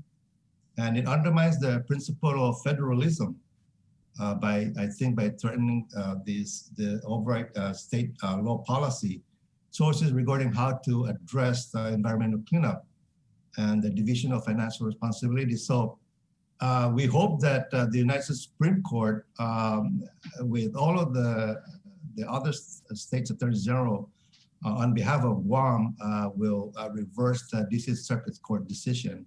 And we are so happy to be part of this, especially with General Camacho. He has been so much help with us here, and with this association with the NAC. Everyone is in support of Guam, so we're very glad to be part of this lawsuit. Thank you very much, AG Manabusan, for that. I wanted to ask us, so what are we asking for? Like, what's the remedy if we, the Supreme, when they hear it, if we win, what do we get? Well, Chris, I guess just to echo what General Manabusan is saying, all of us, whether it's General Manabusan, myself, or any of the AGs, the first question we ask ourselves in these sign-on issues is whether or not this affects our community. how does this affect our, our island or our state or our district for the District of Columbia? And that's always a starting point. So in the NMI, they have issues with federal contamination potentially, and they wanted to ensure that if they clean it up, that there is they don't accidentally waive their ability to sue the federal government to contribute its fair share of cleaning up contamination and pollution. And this is not just a Marianas issue, and that's how AG Manabusan, I believe, was able to secure 25, bipartisan AGs to sign on, because this is an issue that affects states across the country. And with our partnerships with the NMI in particular, we say, okay, how does this affect Guam residents? But then we see a lot of similarities in our office and the NMI office. We are both struggling with the ICE epidemic. We are both, HIDA is one initiative that I think AG Manabusan was very gracious to meet with me very early on in my tenure and to start talking about how can we get this ball rolling again and get it back before the ONDCP. So there are a lot of issues, but it always starts with how does this affect our community, and then where we can enhance our ability to serve our community. That's where we get into these partnerships. Right. So is there a dollar amount attached? Just, layman's terms. We haven't even gotten, well, at this point, 1 penny would be more than what the government has offered or has contributed. So but the cost of the contamination would be about what, $160 million, right? General? Yeah. The 160 million is the total cost. I know that GSWA's manager was on record saying that right now we're paying $2 million per year in post-closure monitoring. Mm-hmm. So it's not a amount of money. I'm sure AG Manabusan and myself would take $2 million per year if we offset that. Right. But in terms of percentages, what they contributed, what is attributed to the government of Guam, we don't have a hard number. But we're just at the point where can we ask for them to contribute at all? And at this point, the District Court of Appeals has said, no, you guys, because you entered into a settlement agreement under one law, you cannot pursue under CERCLA. And I think that's where the danger identified by General Manabusan in his brief is that now, what does this mean for us if we're entering into these settlement agreements, not realizing we aren't going to be able to later sue parties who are responsible or who have contributed to the contamination. Well, do you look at this lawsuit and how far you've been able to get it, and do you look at other issues, environmental issues between the territories in the Marianas and, like, let's say the military, with the military buildup? Is that apples and oranges, or do you kind of think it's an apples and apples kind of thing moving forward? Like if we see somewhere where, again, there's contamination or whatever, and there's a needed cleanup, like with the Agent Orange or any of the other contaminants that we find just far too much of here on the islands? Well, and I know General Manabusan and our office, we're both involved in litigation involving PFAS, because they have PFAS. They sprayed their airfields up in the NMI. And so they have also secured counsel and are participating in the most multi-district litigation that's currently going on in South Carolina. So we do have a lot of similar issues, including buildup. I know in Guam we have the Marines, and the NMI, they have the combined joint range that they're pursuing out there. I don't know in terms of what AG Manabusan's involvement is out there, but I will say that we're always going to support General Manabusan when there are issues that we have in common, and it's going to help strengthen the Marianas. And again, HIDA is a very good example of that, where we know what happens when Guam went on its own, and we didn't want to join with the NMI. It was rejected. So we had to resubmit. We said, you know what, NMI, this is the best way we're going to do it. We're going to ask to become part of Hawaii. And we were able to get the ball rolling, and hopefully we have a favorable decision shortly. Right. This is a kind of a pet issue of mine. Any opportunity we get to work with the NMI. Right. The HIDA guys. I'm sorry, Chris, go ahead. No, just to kind of unpack it for our listeners. HIDA is high intensity drug trafficking area, and Guam had been seeking that designation from the federal government because of the prevalence and really just the saturation of crystal methamphetamine. But we know the CNMI kind of has this similar problems, and so Guam had been putting in an application to the feds, and the feds said no. And so now what AG Levin was talking about was we're kind of jumping on with Hawaii and the NMI and doing it from, like, I guess, a more regional standpoint. But what it means is that if we get approved as a place where there's a high intensity drug trafficking, it comes with resources, right? AGs, resources from the federal government. Yeah, that's exactly the point. I mean, we in this kind of environment where we're facing the drug issues, we need resources, and we have limited resources. Government of Guam, the CNMI, and so by joining Guam, Hawaii, we can build resources in terms of intelligence. We can build resources in terms of federal money to support undercover operations. There's a lot of different things that we need the resources. And so the HIDA designation will certainly build upon those resources. And so it's important that we continue to pursue that. Otherwise, the fight against the drug epidemic is going to be our own fight. And we need to build resources. We need to build teams. We need to build, people around it, to eliminate the drugs and the abuses in our community. So HIDA is one thing that strategically we're looking at in terms of getting our resources to support us in this effort. There's a bunch of other things that you guys have worked on together, AG Levin, like you mentioned, the PFAS, and I know that there was also the opioid lawsuit, and then I see here on the list tobacco settlements. Can we talk a little bit about, though, the National Consumer Protection Week? And this is something that, I don't know if we did this last year, but it's pretty cool. I'd like when Guam and the NMI work together because, despite like what I call our political separation, to me, it just boggles my mind why we don't kind of just huddle up and, there's strength in numbers, right?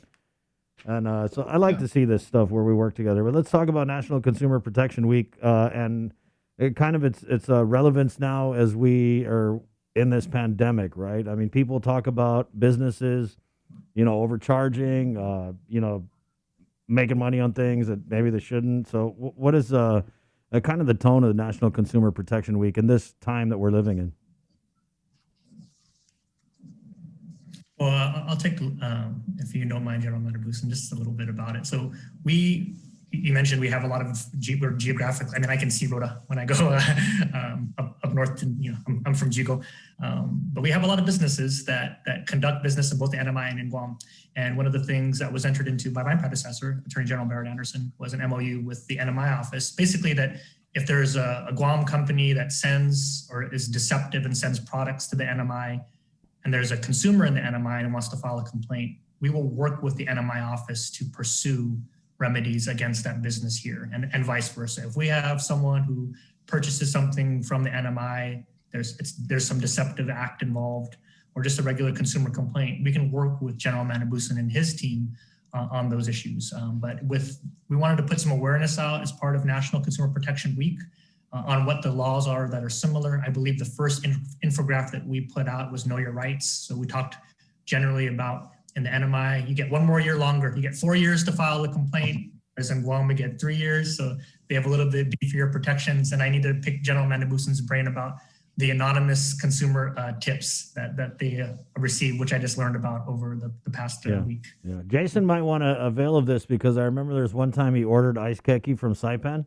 and when he got it, AG Manabusan, one of the ice keki busted open and it spilled everywhere. So, but the apigigi was in pristine condition. Yeah, so the I didn't apigigi was complain. fine. The apigigi was good, but the ice keki low. Yeah.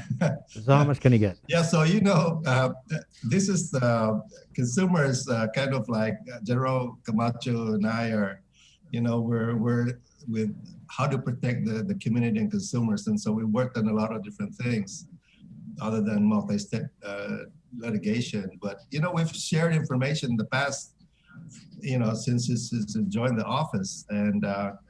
And we have actually done investigations with his help, and we've secured, results. And so, instead of us going over to Guam and looking for this information, we just call Guam, and Guam, takes the lead and does the investigation for us and put the case together. So really, it's a perfect setup, and it's an amazing cooperative efforts by the General and I in this effort. Yeah. Let's talk about, because obviously you guys work very well together, and I can see that there's a good relationship here. But let's go back to the beginning. How did you guys meet? It's a kismet. Well, Busen came bearing gifts, brought the taro bread, I believe, from the Japanese restaurant slash store. Himawari. I believe. Yeah, Himawari. And, I repaid the effort because I noticed that whenever the few conferences I've been able to attend with General Metabusen, he always asked for Tabasco. So I sent him some of the Nancy drizzle, just with the airline size. We can't go on any trips anymore, but to go out and judge. He puts on a very great competition for high school kids, an oratorical competition called the AG's Cup. And the year that I went out, cannabis was the topic. And I believe the winner uses beautiful analogy of Icarus flying too close to the sun, and then talked about, gambling, cannabis, whether or not this would be kind of hubris and the hubris of the prior generation. So just recognizing the importance, Chris, of working with our neighbors in the NMI. And I have a lot of friends who are out there, and we always would joke about it, but it's great to see in a professional setting that we produce results. I mean, these relationships and these bonds that we form with General Manabusen, General Connors in Hawaii, AGs across the country, I mean, it really results in tangible benefits for our respective communities. And yes, it's a great friendship, but at the end of the day, we need to be able to say, well, this is what we've been able to produce. Right. And we've been able to produce quite a lot with the NMI and working with them. And again, I'm extremely grateful to General Manabusen, the first elected AG in the NMI. And he's going on a second term, the elder statesman for me, and really helping teach me the ropes and introducing me to a lot of the folks at the associations. I wanted to ask about maybe some of the challenges that face both your offices, and maybe kind of start with recruitment. Are there other challenges that you guys have in recruiting, like prosecutors and other types of attorneys that are needed? Yeah, that's a very big issue for us. I mean, and that's where we share our common interests and common difficulties out here. Really, the pay scale is a challenge. We have to offer a job for an experienced prosecutor. We have to, compete with other employers. And it's very hard. It takes us months to get a prosecutor out here or to hire someone for our civil division. And then once they get here, if they don't take the bar, they only have like 4 years to work for without taking the bar. And so we are constantly turning attorneys around. So that's one of the challenges. The other challenge in general that I think we're still working on is having a medical examiner. You remember, you and I have discussed this many times, how we much need this service, and you have been a lead in trying to get one for Guam, and we told you that we would like to share the cost of that. And that's still our offers, because we really need a forensic medical examiner out here too. Right. So AGs, it's not necessarily like the cost, right, of getting a medical examiner, because now that there's this offer on the table where we could possibly split the cost with the NMI, is it just a matter of availability? Like, because a lot of people can't wrap our mind around, like, are you serious? We can't find anybody who wants to come live in a tropical paradise and be our medical examiner. Yeah. Well, pay is one issue, Chris, but there's just a shortage across the country. And I was actually very excited to learn that our national association, because there is a shortage, and this started out of Puerto Rico. They didn't have enough forensic pathologists in Puerto Rico. And then you see states across the country, they're having to drive bodies across state lines to have a forensic autopsy performed. So we are not the only ones struggling to recruit a forensic pathologist. But our national association has actually just received a pretty large grant to develop forensic pathology programs out of, I want to say, Montana, because this is such an issue. And the idea is to train up and to recruit and to build that out, in particular for rural communities and islands. I don't know if we would consider ourselves rural, but we definitely feel the effects of being kind of outside of the big cities. Right. So we're hoping that new grant opportunity will provide us some more interested candidates to get out here. the Hawaii pathologists that have been coming out, I believe General Manabusan has also been able, we've put him in touch with them, and I believe Dr. Lang or Dr. Ishikawa has at some point over the last year gone out to the NMI, but it's not ideal. It has been able to work for now, but obviously we're both very interested in securing a long-term solution for the chief medical examiner position. I guess I would just want to ask is in having to like share the pathologists and the doctors that come over and do like the forensic type stuff, is justice compromised at all? Chris, based on what I've seen, it's typically, I think the longest would be 2 to 3 weeks. It's been a little bit trickier with COVID because of the restrictions of movement and the quarantine protocol, both coming into and leaving. And I'm sure General Manabusan would have the same thing. They're wanting to keep their scores down and not have any community spread. But I would say that we have not had any criminal investigations compromised as a result. And in fact, I believe the pathologists that we bring out are pretty good. I wasn't here for the prior chief medical examiner, but I know that we have started looking at modernizing our facilities here and just updating some of the practices to more contemporary standards. So we're seeing a change, and we're hoping that whoever we do end up hiring will agree to that and will kind of push us into the 21st century for practices. AG Manabusan, your thoughts? Yeah, I mean, right now we are at the same situation with Guam. Is once in a while we solicit the assistance of forensic examiners from Hawaii, and they have come up here to help us. But it's very costly, and we'd rather see someone on island. The efficiency of having this thing done, when someone dies, and you know how families are, they really wanted their sons or daughters or whatever, mom and dad, released right away. And so that's an issue. So we want to, try to assist in that regard. Is really the speedy resolution some of these examinations, so that families can move on and have a peaceful, burial or whatever. And so that's one of it. It's really just trying to close this gap. What about any shared difficulties or challenges when it comes to like fighting corruption in our local governments, or any types of misuse, abuse, that type of stuff? Yeah, well, it's just resources. Just resources. I think having adequate resources is important. But other than that, it's just part of the work that we do. Those challenges are being worked on a daily basis. What does it take, AGs, like with like government corruption? Are those like types of attorneys that you look for do they specialize in like white collar types of issues, or and do we have those types of lawyers on staff, or is that something that we try and get, or it's just hard enough getting prosecutors? I would say, a lot of times theft is theft, and whether you're a business stealing from customers or if you're a government employee stealing from the people of Guam, there's nothing unique about the investigation and prosecution of those cases. I would say it gets trickier because it hits people want to believe that their government is doing what's best for them, and they're not out there being corrupt. So when there is an allegation of maybe someone didn't follow the rules, and when I make this comment, just because something is illegal doesn't make it a crime.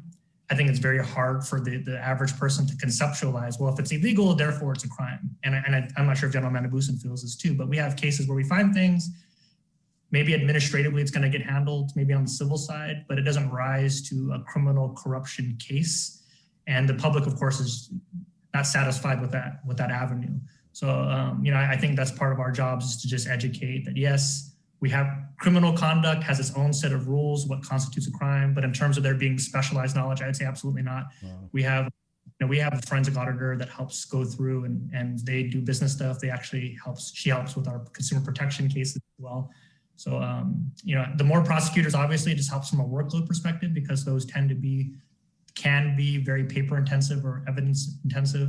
Investigators would be the same thing because sometimes you get a thread and you have to now work it up to figure out what's actually going on in this case, and you kind of follow it up, and you may not know when you start where it's going to take you, and it turns into a much larger enterprise. From a resource side, I would say there's nothing unique that is required to prosecute most of the cases that we see at this point. Yeah, and I agree with General Camacho. You know, sometimes what looks like, looks like a crime is really not a crime, but it doesn't look right. And so people out there look like, hey, what are you doing about it? And, well, it doesn't look right, but it is not a crime. And so that's kind of like one of the issues that we have to educate the people about. People want blood all the time. I know what you're saying. What's that? The people want blood all of the time. Yeah. I wanted to kind of ask, and we can kind of we'll go to a close after that. But with like plea bargains, right? And I know this is a trend that it's nationwide. But how do you kind of balance like getting a plea, and closing it off as a win versus the public's desire to see, trials and I guess fuller justice? I mean, and is it a case by case thing where you kind of go like, oh, we can plea this one out and, shut the door on it? So how do you kind of like achieve that balance where the public perception is satisfied? Plea bargaining is a great tool for prosecution, and we have a whole lot of discretion whether or not to charge a particular crime or whether or not to move forward for a trial. And really, when we talk about plea bargaining, we have to look at the entire criminal justice system. And we gotta sometimes, like I said, with resources, we don't have enough resources to try every single case that comes before us. And there are certain crimes that really rehabilitation will work. Certain crimes that once you pay restitution, that will work. There are definitely crimes where you really have to punish and deter people from doing it again, from doing the particular offense. So it's a great bargaining tool, and I think we're very much aware of type of cases where we need to plea bargain. And that's another difficulty where we have to explain our decisions to the public, but it's a great tool, and we need to have that and continue to exercise that discretion in the plea bargaining situations. Yeah, AG Manabusan, I appreciate what you said there about having to explain things to the public, because a lot of times outside looking in, like, we're not lawyers, right? When you see one plea versus like another plea, a lot of times to the people, it seems like there's no rhyme or reason. And that's when people, when you have a void, people just fill it with their own information and they come to their own conclusions and they start talking, right? So I guess AG Camacho, if you want to kind of expand on what AG Manabusan had said from your own perspective. Sure. One thing that is really key, represent the people of Guam, but victim input and victim involvement in a case, especially including any type of plea offers is essential. And one thing that I notice is that the community will say, "Oh, why was this plea offered?" And they're not the ones, our prosecutors. I will give them kudos. They've been in trial pretty much nonstop from the beginning of this year because of the backlog of COVID. They're the ones who have to meet with these victims, sometimes very young victims, sometimes women who don't want to have to relive the trauma at trial. And it can be upsetting to see people like, well, why did you offer a plea when you're meeting with the family, when they say, I don't want to have to go through that again on the stand. I don't want to have to be cross-examined by a defense attorney about my personal life and what I was doing that night and why I was doing this or why I was doing that, why I was dressed this way or why I was dressed like that. So, that is one piece that we don't really publicize because of our respect for the privacy of victims. But I will assure you, and Chris, we were on a few months ago and you were kind of giving me grief about a victim who was unhappy with the case. And then she told you and Sabrina, no, I talked to them about a plea offer and they didn't take it. So we're going to go to trial. So that happens more often than not. And cases that go to trial, we're not able to work out a resolution that's fair. But just, be mindful that we are engaged with victims. We do get their input and we want their support in this. And sometimes it really is just as simple as they don't want to be re-traumatized through the process of trial. It's not fun. I mean, unless you've been cross-examined in trial, you don't understand how stressful it is to lead up to it and to get into a courtroom in front of absolute strangers to talk about the worst possible thing that could have happened to you. And that's something that, the kind of backyard, the second chair, the armchair attorneys will talk about, but it's kudos again to our prosecutors and our advocates for having to deal with that. All right. Do you guys want to close it out here? I think this is, what is that old saying? This is the beginning of a beautiful relationship. Casablanca, right? Yeah, Is there that you go. Casablanca? Right. Yeah. Go ahead, AG Manabusan. Just want to thank you and your station and General Camacho for this joining your program. We do a lot of things in the background, General Camacho and I, and this is one occasion where we say something about what we do, but certainly this is such a our association, my association with the General has been very, very good, and we tend to work together moving forward. Thank you. Thank you very much, AG Manabusan. Also, Auntie Maria Gutierrez in our Facebook comments here writes, Hafaday to my favorite former boss, presiding judge Edward Manabusan at the CNMI court. I said Mary, yes, Mary. I don't know if you ever tried her mochi cupcakes, but number one. Maybe you can get that in the next Goodwill. I'm going to make sure that I go look for her. Right, there you go. AG Camacho, closing? I don't have anything to add to what AG Manabusan and what he's kind of said it all. But I'm going to ask Jason to write me a tardy note. My son's waiting for me to take him to school. Okay. We'll see you guys. Thank you, AGs. Thank you. Thank you. That's that, Joss. There you go. That was good. Good talk. Yeah, I mean, definitely need to be unified on a lot of these issues, because you know how it is. We're just, what is that? Guam is good, Guam is hot, but Guam is such a little spot on the map. And sometimes when we're trying to be like, hey, federal government, they're like, oh, I don't see you. You're too small. I don't see you. What? You're not Americans. But then when we unite, right, with the NMI, there's just a strength in numbers. And I've always been an advocate for reunification all the way. Like, I think we should totally reunify all of our islands politically and all that. But it's good to see that they're working together, right? I like that. I also like what AG Camacho had said about, he was talking about a previous interview we had with him where we were giving him grief.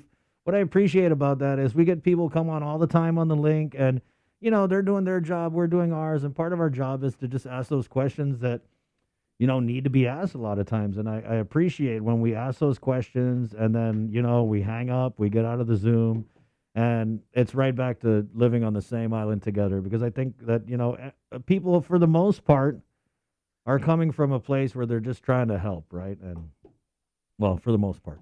It's 8 o'clock. To our viewers on KUAM TV, thank you guys. You guys are awesome. Thank you for waking up early and catching the link. There's a lot of great programming coming up on KUAM TV. There's also a lot of great stuff coming up on the link. So you can jump on our Facebook Live show or right here on the radio. It's The Breeze 93.9 KUAM FM in Agatnia, Guam. There's also an audio stream on Docomo Channel 10. So viewers on KUAM TV, my name is Chris. Esta. Adios.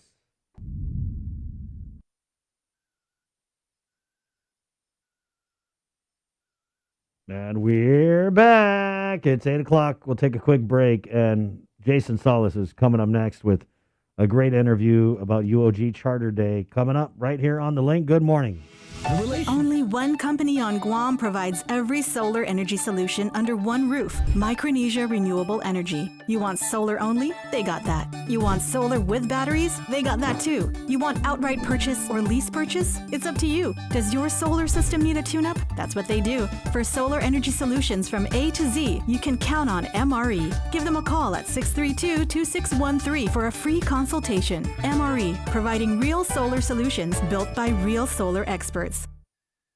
GU Self-Storage, conveniently located near the Harmon McDonald's. We offer affordable rates, online payments, and auto bill pay for your convenience. Plus gate access daily from 6 a.m. to 9 p.m. Call us today at 648-7867 for more information.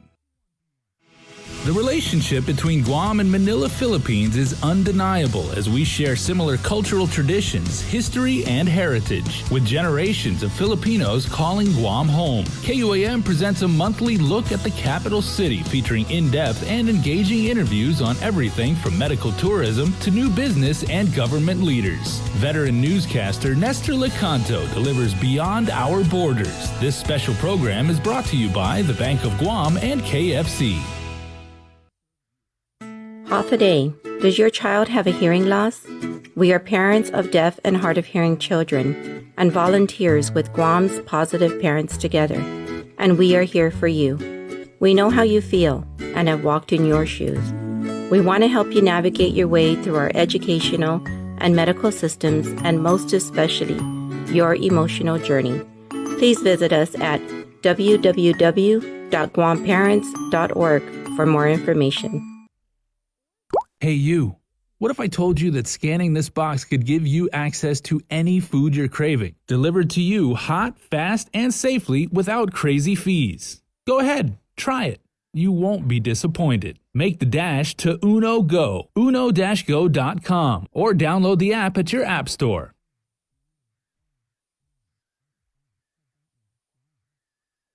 You're listening to The Link with Chris and Sabrina on Breeze 93.9.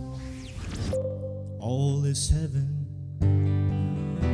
south of Agate, Tourist Mountain, City Bay River. All is lonely, lonely in the sky.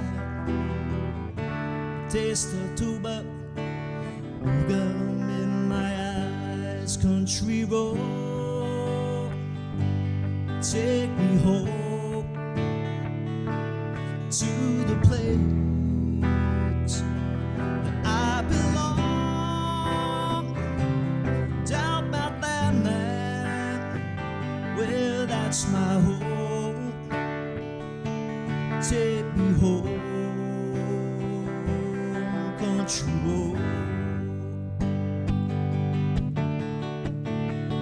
When I was a pretty little baby, my mama would wrap me in my cradle in my home. That feels back home. Trey Cunningham, Lamb Fields, 804. This is The Link, starring Sabrina Salas-Mantanani. Good morning, Sabrina. Good morning. Wearing every And- single brand name at the God. What have you? You've got. Oh, she's got LV. Yeah, you got Louis Vuitton on your face. Louis you've Villagomez. got- Louis Villagomez. It's a you've got- knockoff, Jay. It's Louis Villagomez. and that blouse is a Yves Saint Laurent. Give St. Laurent. Because I'm classy like I that. just Yeah. walked in, you already got jokes. I know. Well, he's been pent up for the last That's what couple happens when hours. you miss the. Hey, you missed the link. You missed a lot. We got 2 You hours. know I never miss a link. We got Yeah. 2 hours of we were talking about whether those snapping things are they cockroaches or are they crickets? They're crickets, by the way. You know who would know, you guys, whether those things that like they click and they See snap what I and got they to fly. deal with, Bree? See what you're leaving me You to know deal who would with? know? Like we said before, students at the University of Guam, because it is the institution of higher learning. It is a tome of knowledge, and it is the subject of our next interview. So Right on. So let me just get in here. Ladies and gentlemen, conducting this next interview with students from the University of Guam regarding Charter Day. Please give a warm welcome to the one and only Jason Salas. Wow. Can you guys pay my actual UOG tuition that like? Well, it's 2 students that are paying their tuition right now, assumedly, are 2 young people who I had the very distinct pleasure of working with over the weekend. They are the co-MCs of next Tuesday's Charter Day festivities. It is the 53rd Charter Day over at the Manila campus. So we have Maria Minas and Christian Ramos. Maria is a upperclassman. Maria, you're junior or senior? Oops, I turn on the audio. Okay.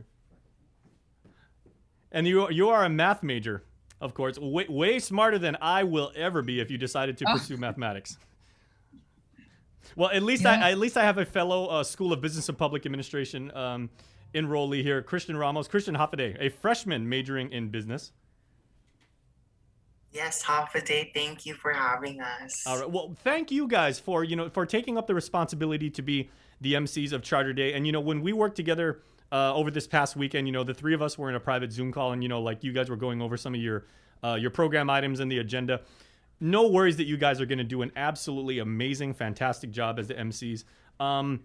As Student Government Association representatives, what led you to serve UOG and the student body in that role? Because as a college student, you've got so many things you've got to worry about. Plus, there was that little pandemic thing that happened last year, which completely transformed learning and everything. So maybe, Maria, let's start with you. Like, what led you to want to get into student government and on top of all of the stuff you've got to do as an undergraduate?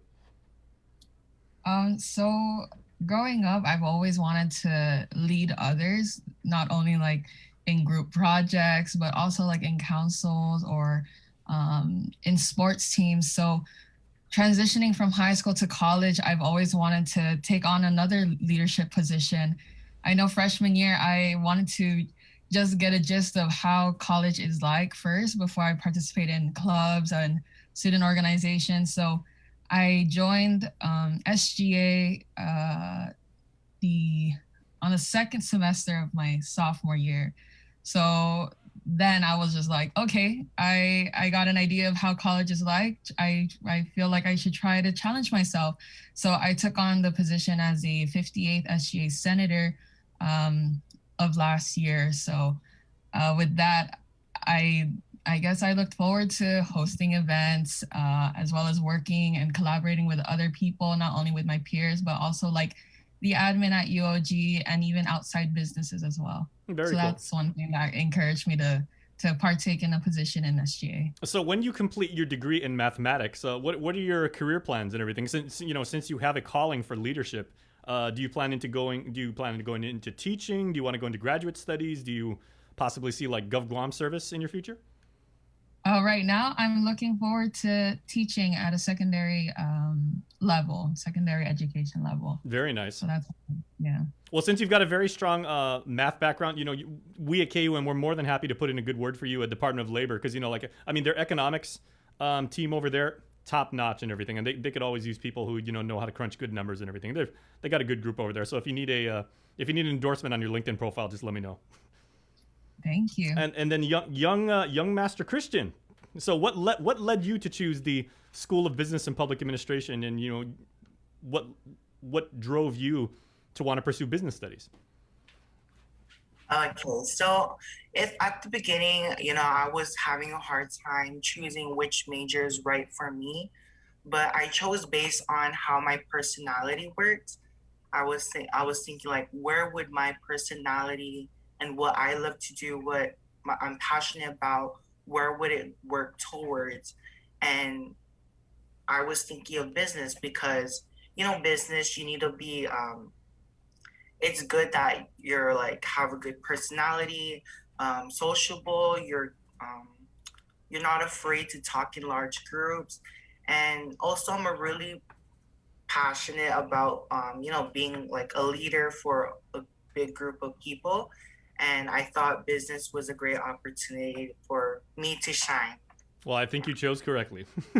Can't wait to see how both of you make it out into what we call the real world and have leadership and find success there. But as for the more immediate future, next Tuesday, as I said, is going to be a very big day for you. So what have you got planned for us when you are co-emceeing the ceremony for Charter Day? And for those of us who went to UOG and we graduated from UOG, it's always something that we like to see and go back and attend and like see the various student groups and see the way the colleges have progressed and evolved over the years.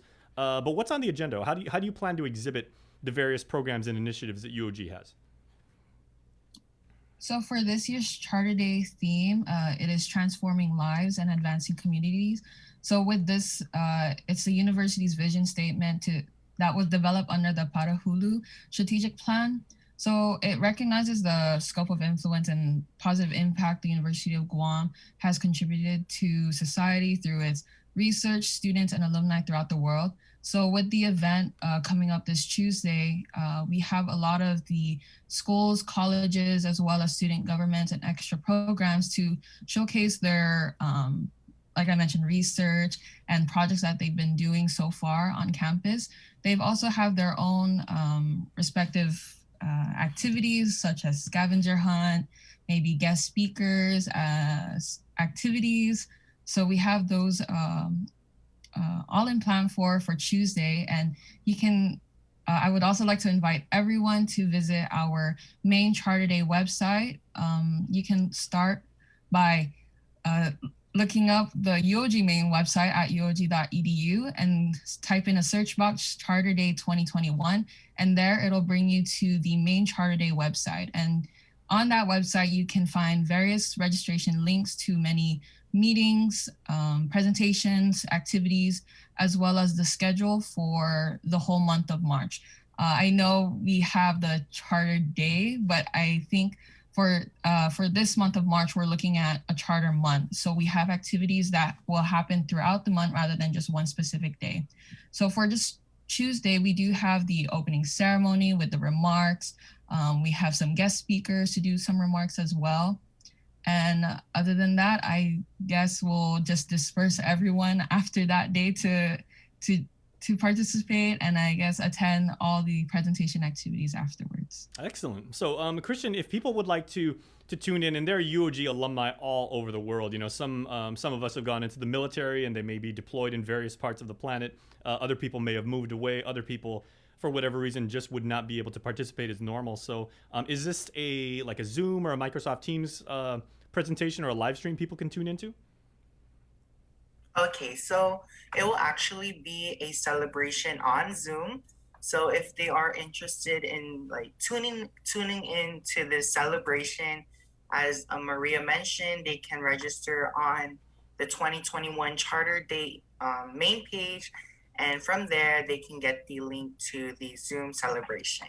Excellent. Okay, we'll go ahead and add the link in our comment stream as well for everybody watching on Facebook Live right now. I'd like to now ask the both of you, what is, as student government, association representatives, of course, it's your job to, literally represent, the student body, but also, to have a pulse of the community. And at the end of the day, you're students, you guys all go to the same classes, you guys, have established friendships and colleagues that are going to last a lifetime, and that's what college is all about, right? But in this last year of just so very weird situations, what is the tempo and what is the pulse, if you will, of UOG student body? How do people keep themselves motivated to continue with their studies and to keep up that Triton spirit that we're so proud of? So for me, I feel like with this online platform, I guess the pace is a lot faster compared to in person.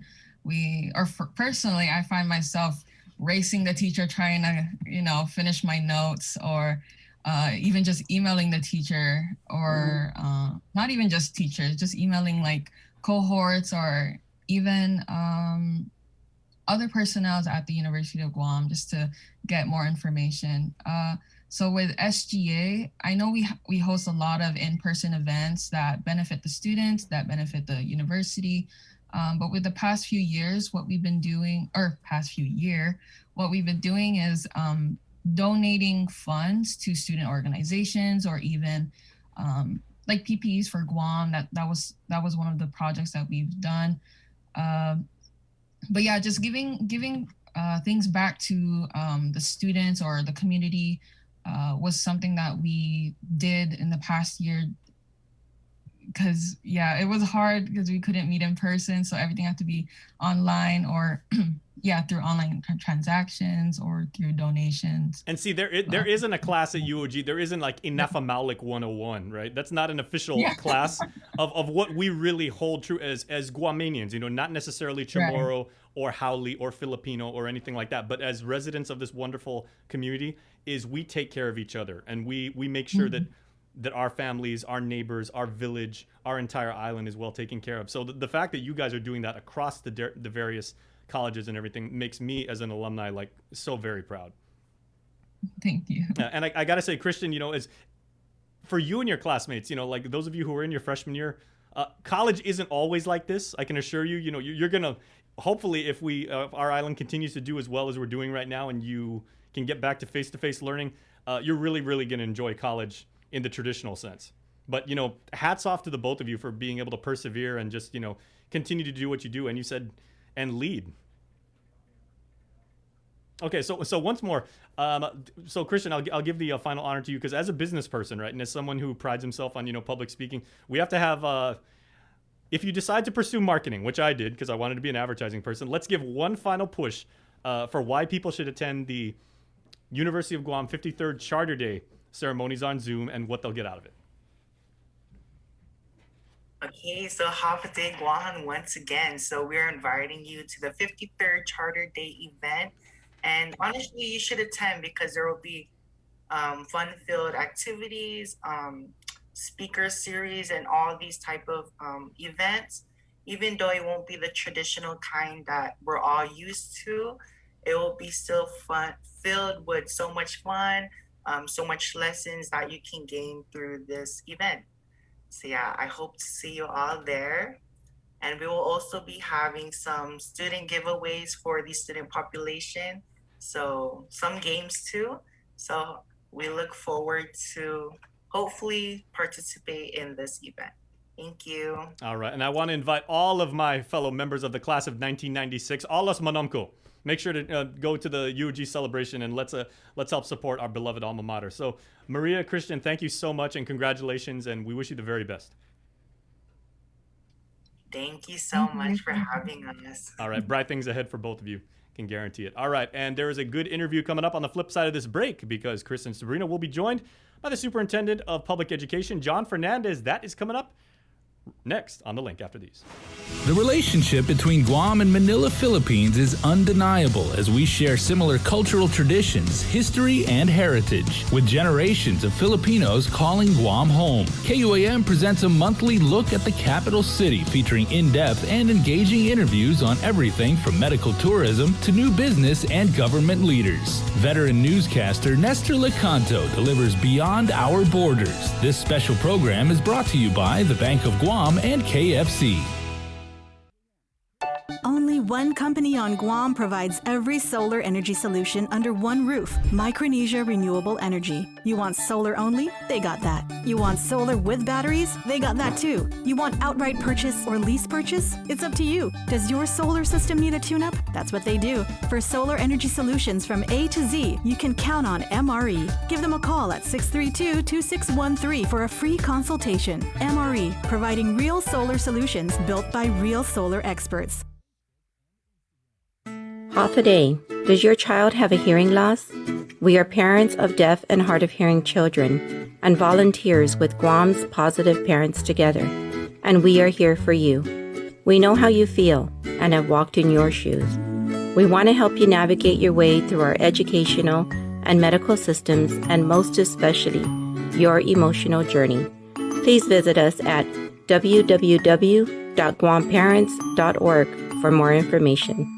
Get the job done the right way by getting the right stuff at East West Rental Center. With years of experience helping builders, we definitely got what you need. Call 646-1463 or visit us in Upper Tumon. Open Monday to Saturday from 7 a.m. to 5 p.m. and on Sundays from 8 a.m. to 5 p.m.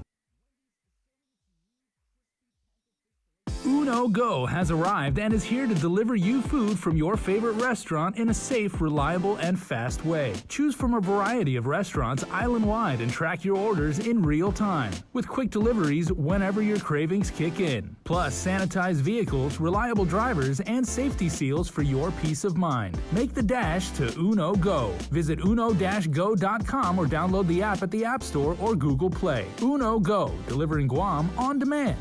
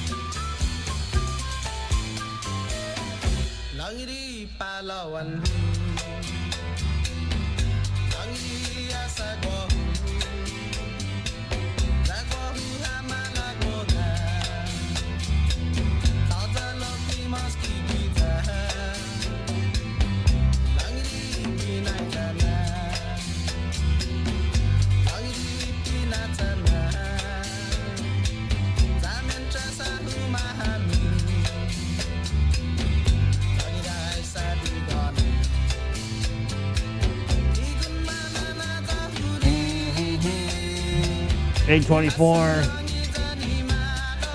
Let's head into the KUAM News Zoom room. The show brought to you by East West Rental. Thank you so much to the gang at East West Rental, IT&E carrier for all my Aircon babies out there. And Cobble Enterprises, it's Wednesday, the 3rd day of March, 2021. Superintendent of Public Education, John Fernandez, joins us in the KUAM News Zoom room. Good morning, John. Good morning, and again, good to see both of you, Chris and Sabrina, Jason. I mean, this is, I'm trying to recall like how long we've been actually doing these weekly meetings. I mean, it's like, it's coming. I mean, it's maybe a half a year and maybe something around that time frame. And so so part of me says, I'm not sure if there's anything more they want to hear from me, but I'm here. If there's any information you need, anything we want to discuss, I'm happy to bring everybody up to date, because there is a lot that is always going on in our education system, and no matter whether there's a pandemic or not, there's always something to discuss and something that we're looking ahead to. So I'm happy to start wherever you want, or give you my updates off the top, and happy to take any questions. Well, we just want to thank you for being accessible, John. You're right; it has been you have kept this commitment for a while. I think it's only been, I want to say, like twice that you had to beg off for other Zoom meetings with the feds or whatever. So we definitely appreciate it. And it is kind of funny how you would think a weekly update with some agencies or whatever, it might be a bit much, but with GDOE, there is just always something happening every day. And one of the things that I had heard about from one of the board members was that you're doing a presentation about a possible face-to-face expansion. Is that something that you're bringing before the board this week, John? Well, this Friday we wanted to talk to them about where we stood. I guess giving them a status update of where we were, and then obviously we want to tackle this question, or begin to tackle it, of what it will take to get us back to to increase the number of face-to-face students. And there are a lot of factors involved, and so I know our members have been wanting to discuss this.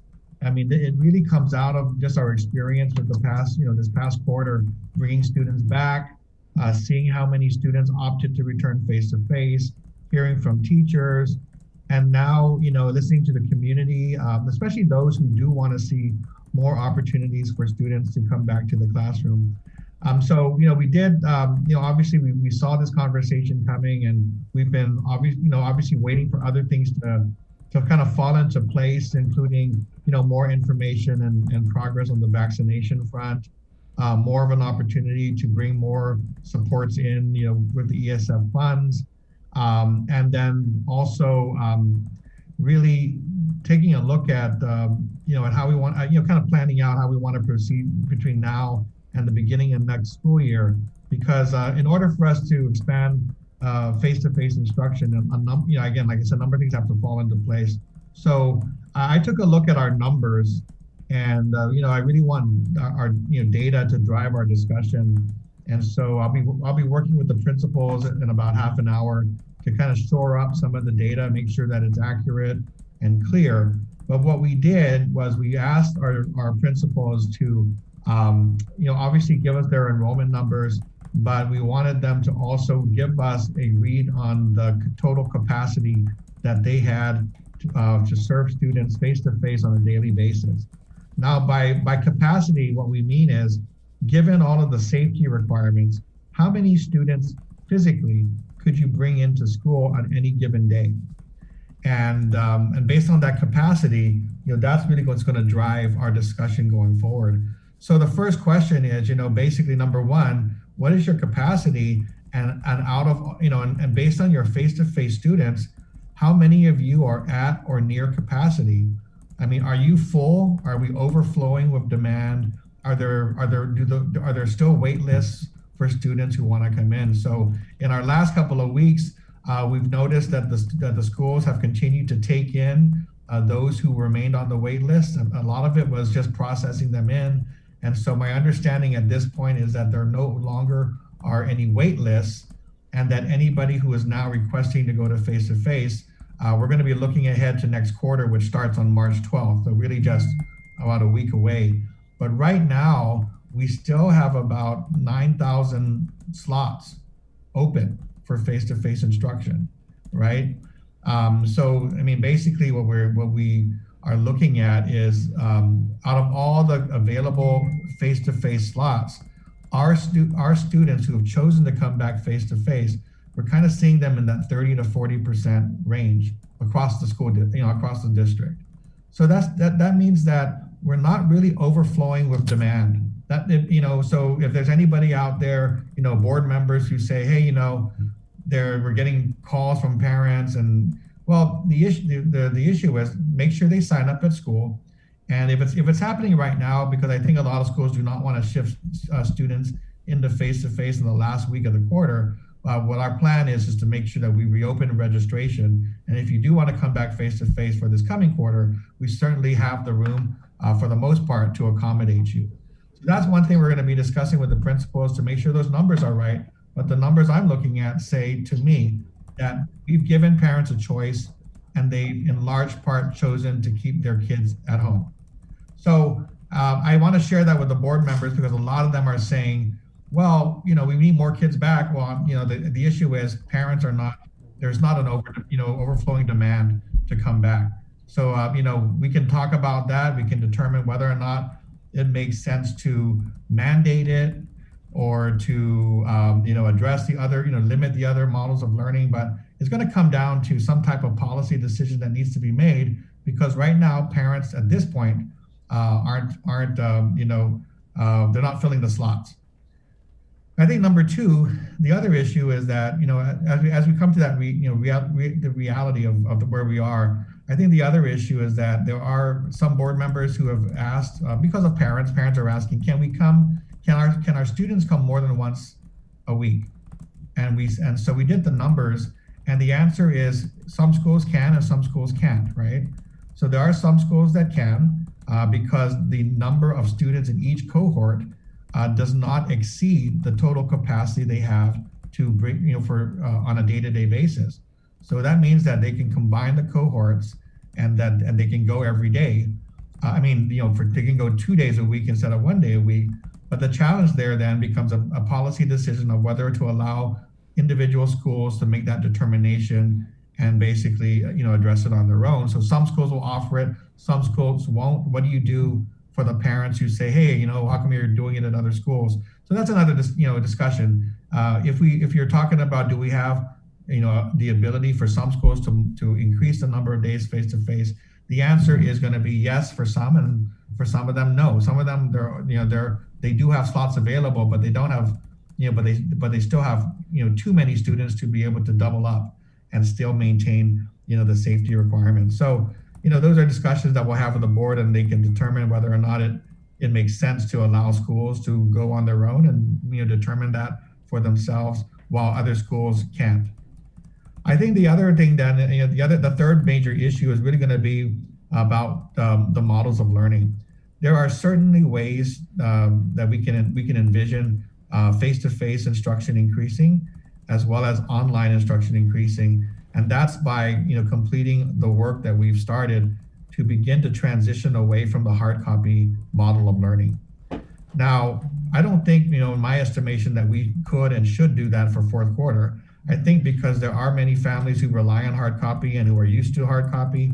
I think that the real decision ought to be around next school year. Next school year, let's offer online and face-to-face, and then use the fourth quarter to begin the transition, meaning moving those students who want to go online, move them online with the support of laptops and Wi-Fi support, or if they want to go to face-to-face and they know that hard copy is not available, they might want to sign up soon and make sure they have a spot in face-to-face. And so we are anticipating, by mid-March at least, to put out a registration for next school year. And we're planning to talk with the board about limiting it to just the online and face-to-face instruction. And then based on those numbers, we'll be able to plan over the summer for how we can maximize face-to-face instruction and then keep online as a supportive platform for those students who aren't able to be accommodated at school, or who wish to do it, if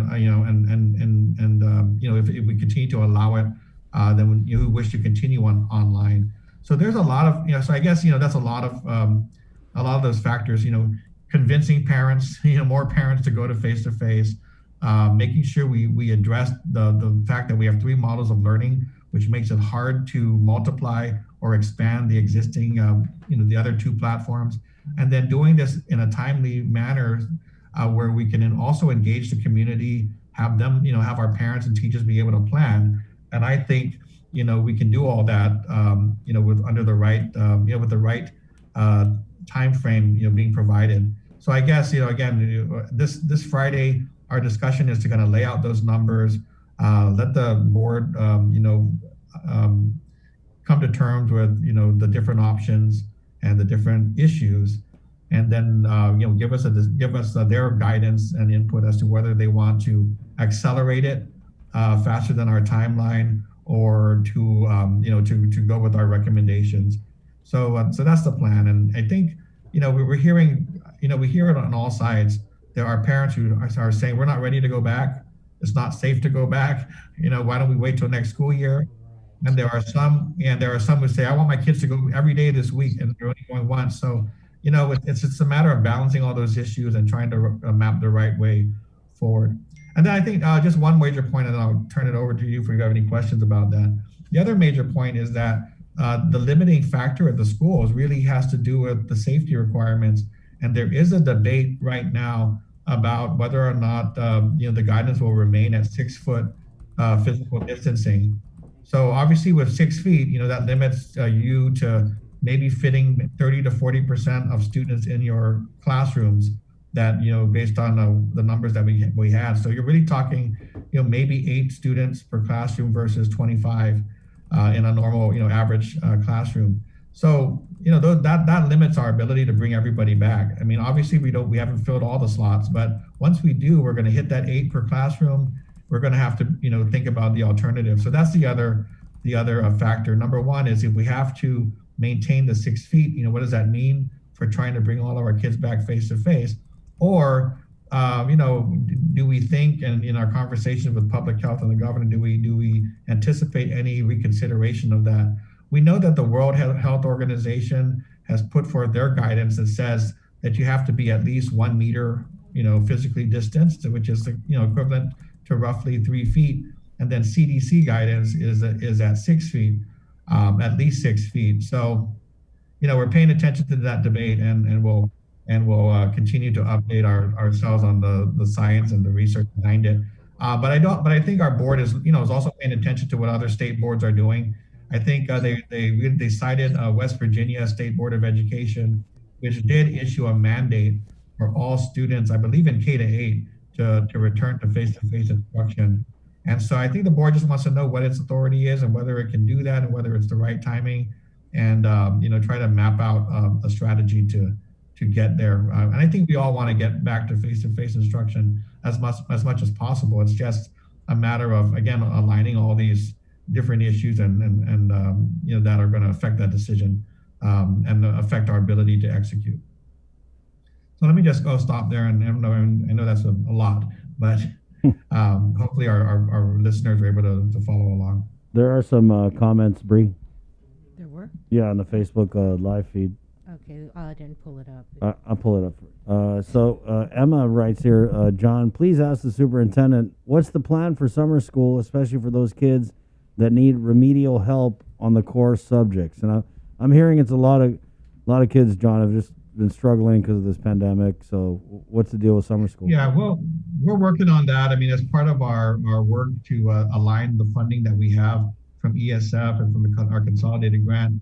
But we are already planning to expand to expand summer school beyond what it normally is and allow for more students to participate over the summer, and also in our after school program. So when we get the details kind of ironed out, we'll be sure to announce that opportunity. But we are focused on looking at next year and mapping our way from here to over the summer and into next year in ways where we can again bring kids back to school and then provide the supports through these supplemental programs like summer school, like night school, like after school programs, and expand the opportunity for more students to join. So just stay tuned for that, but those definitely are priorities for us. And we're just trying to align that up with the amount of funding that will be needed to be able to pay teachers over the summer to deliver, instruction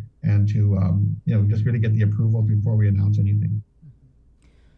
Has GDOE done any sort of assessments of the effectiveness of the distance learning or whether or not students' grades have dropped from face to face? Well, we tried to address the grading policies. Yeah, let me back it up. So we tried to address grading policy so as not to penalize. So just from a grading perspective, not to penalize anybody from for the pandemic. But at the same time, I think what the underlying question is really have we assessed the academic progress of students over the course of this past year, and that really has not yet happened. I mean, our teachers are able to conduct their own assessments on a class by class basis, but it really is different, doing it online versus doing a hard copy assessment and then assessing their learning on a day-to-day basis, when they're back face to face. So our effort really is to bring students back to the classroom so we can conduct conduct and address, our assessments of where students are. I think we just have to face reality that everybody globally is kind of going through the same situation. I haven't talked to anybody, and I've talked to folks at Dodea, talked to folks at the private schools about what's happening. Nobody is happy and satisfied about this rapid switch to remote learning that has taken place over the past year. I mean, there's so many challenges with it, involved in that shift. If you look at what online learning is supposed to really support, you really are relying on independently, driven students who are able to take advantage of the online platform. And once you start getting into younger ages, you might be able to run an online class and it looks like it's going smoothly, but you can't measure the level of attention that the students are providing. You can't measure whether their volume is on or off and they're listening and they're absorbing. You can conduct assessments and you can get a sense of what is happening. But I was talking to one of my friends at Dodea this weekend, and they were saying, boy, the kids, from the teachers to the kids, everybody is glad to be back face to face, because the online experience, it might sound cool, just like what we're doing here with Zoom, but it's not the same in the classroom in terms of trying to deliver a lesson and come up with strategies to ensure that kids are engaged, and then at the end of the day to assure ourselves that progress is being made. Ultimately, the goal has to be to maximize face-to-face instruction, and online learning, should be available, or there should be a component of online, an online component to your day-to-day classes. But in reality, I think especially for the younger students, they need to be with the teacher in the classroom. The teacher needs to see what they're doing, to be able to work with them as they work at their desks, able to encourage group work and, pay attention, provide individual attention when necessary. All those things are not possible, under the current situation. So I think we will get to a point where we have to come to terms with the impact. But this is up and down. This is not a Guam DOE issue. I am actually going to be part of a national scholarship selection committee, and I will be, and what they're already telling us is well, these are college students, but when you look at their grades, you need to take into account that this pandemic has affected everybody. So, we might today, as we accept students into college, as we look at their resumes and what they've done in high school, it's going to be we're going to have to take into account that everyone's gone through this situation, and and work our way, and try to do a good job of recognizing what our students have been able to accomplish despite the challenges of the pandemic. So we will get to that point. Hopefully, when students come back, as we're able to do summer school, as we're able to do offer these after school programs and get them back next school year, we'll get a better read classroom by classroom as to where students are and how much catching up they need to do. And also just a couple of questions from our online viewers. When herd immunity is achieved, will it be mandatory for students to return to school? So that's a question that definitely we're putting before the board on Friday. I mean, basically it's this, right now we've been very flexible, recognizing the challenges of the pandemic and the fact that we don't have herd immunity. We do have risks out there. And the approach we took was to offer 3 models of learning and let our parents choose. And like I said, our goal is to expand face-to-face, but I still have 9,000 face-to-face slots that are unoccupied. And that means that, if we are going to want to fill those slots, we either have to convince or require parents and students to go back to school face-to-face. If we're going to that's just to fill the available face-to-face slots right now, which is not 100% and which is on alternating days. But again, right now there's not overwhelming demand. So if the board says, it's time and we need to get back to face-to-face, one of the questions is going to be, is there going to be an ability and a willingness to mandate the return to school? Right. Another question, sounds like if you take away hard copy and the student has no access to internet, you would be forcing parents to do something that they're not comfortable to do, especially if there still is a pandemic. I believe that's wrong. Yeah, so that's related to the previous response, right? I mean, there has to be a decision about whether we continue to offer choices or we allow for, or we mandate parents to go one way or the other, whether it's to go online or to go, face to face. The issue with hard copy and the reason why we've waited to really address this issue is I think last week was the submission of bids for the internet support. So we want to provide internet support so that if there are hard copy parents and students who say we're not ready to go back face to face, we'd like to try it online, then we'll do so. So we know right now that the laptops, again, we had about 8,000, we've distributed about 4,000. So we still have available laptops for those who want to go online. We figured that probably the internet access was maybe holding back some from going, online. So hopefully when we complete this bid and get the internet access provided, we'll be able to, again, address this concern about if I'm not able to do hard copy, do I have to go back to face-to-face? What we want to say is no, you can go online. We'll provide you a laptop. We'll provide you internet access. If you still say no and you rather go face-to-face, that's a choice.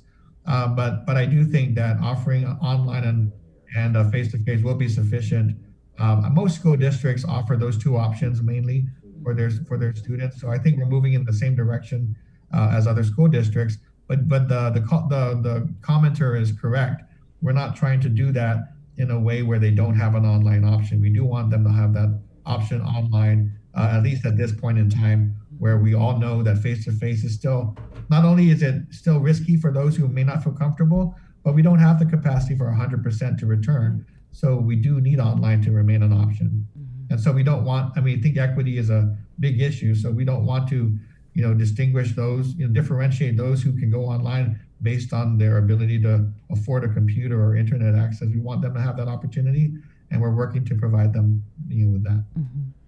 One more. What is the graduation rate this year?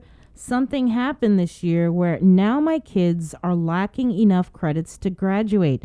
Just want to know to be sure it's something, it's not something I did. The graduate, well, we won't know the graduation rate till after the fourth quarter. So that's, we have, we started the night school to address some of the credit recovery for students who may have been impacted. And if they had failed a class, allow them an opportunity to regain that credit, but they would have to put in additional time. And of course, with summer school, we'll need to do that as well. So that's unfortunate if there's a family out there who's been impacted in that way, especially if their kids were on track for graduation. I do want to encourage that they contact their school for the options available, and that could include, again, night school or summer school to regain the credits. Because as you know, we typically have our graduating classes in June, late May, early June, and then we also have a graduation in the summer for those students who also wanted to, who may have needed that half or full credit to complete their high school work. So there are opportunities. They just need to, make sure they're in contact and communicating with their school. Did you want? I had a caller, John, but she wanted to ask about teacher-student ratio when we do get back to fully face-to-face. I mean, obviously, you would have to wait to see how many. Well, the teacher-student ratio, we've tried to abide by it currently, as we would under our collective bargaining agreement and under normal circumstances, which is, the teachers to students. We typically maintain a classroom size around 25, per class, and we try to maintain those ranges under our contract during this pandemic. So, but that's assuming that you can have a full class. At this point, if we're only able to physically bring in 30 to 40% of the students per class, then obviously that teacher student ratio is going to be much improved, in terms of maybe 8 to 10 students per teacher for that model of learning. The problem is, a lot of our teachers are doing multiple models of learning. So they are teaching different classes. That means that for the same lesson, they're preparing that lesson 3 different ways. We're really trying to find a way to simplify it and maximize, what they're able to do in their classes versus trying to spread them thin, between these 3 models. So, I spoke to a teacher, this past week, and, just tried to confirm this. I mean, it's, what are you doing for your classes? Well, they have a lesson, but, when they go online, they have to find ways to translate that lesson into a presentation, translate that presentation. They have to add, maybe through, with technology opportunities for the kids to interact so that they have an opportunity to gauge, to make sure the kids are paying attention and they're also grasping the concepts. When you do that in hard copy, you're basically got to write it all out, explain the concepts, in written form so the parent can walk through it with the student. And then when you do it face to face, obviously, you have to, tweak your lesson so you can do in-class engagement and so forth. So, right now we're doing 3 models. I think going to 2 models will really help us. And we're also looking at converting the online platform we're looking at the possibility of doing regional or district-wide type of an online, online learning so that we can really maximize face-to-face and not have the teachers trying to work on too many different models. Okay.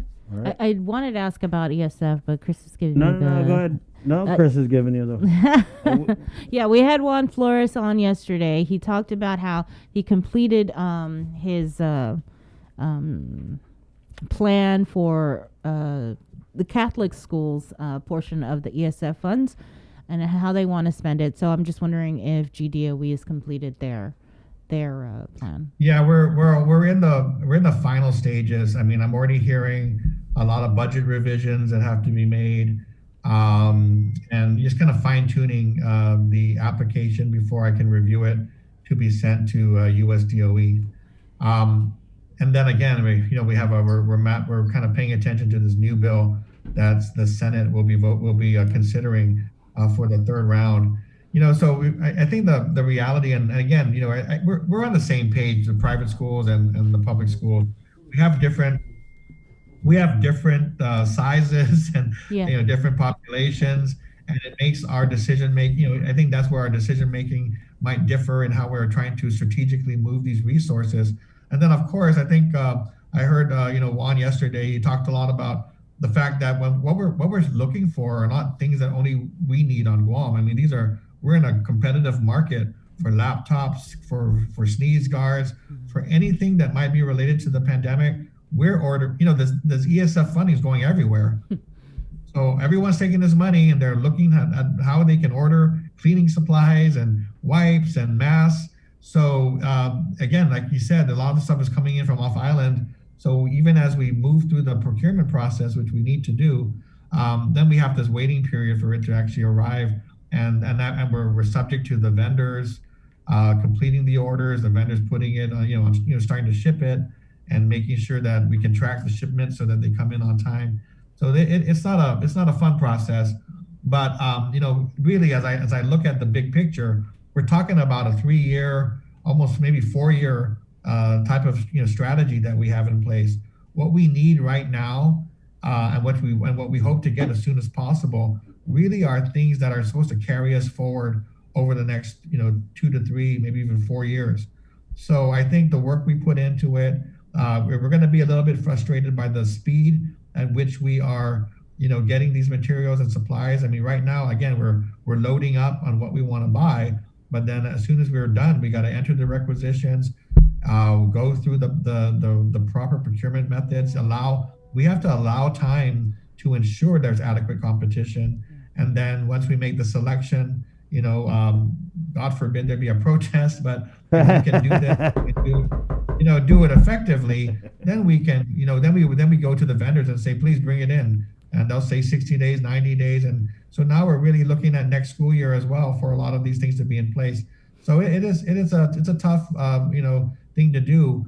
We're really lucky on Guam, I think, because of the fact that we're both a state and local jurisdiction, and we're and our size of our community lends itself to trying to address these issues more collaboratively than if you see other states.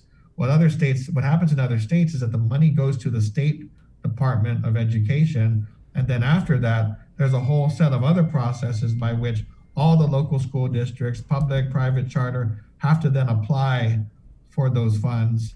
That's a separate process, and then once those funds are available, procurement happens. And so there's a lot of concern by all the states about the ability to push these funds through quickly. And so we're part of that.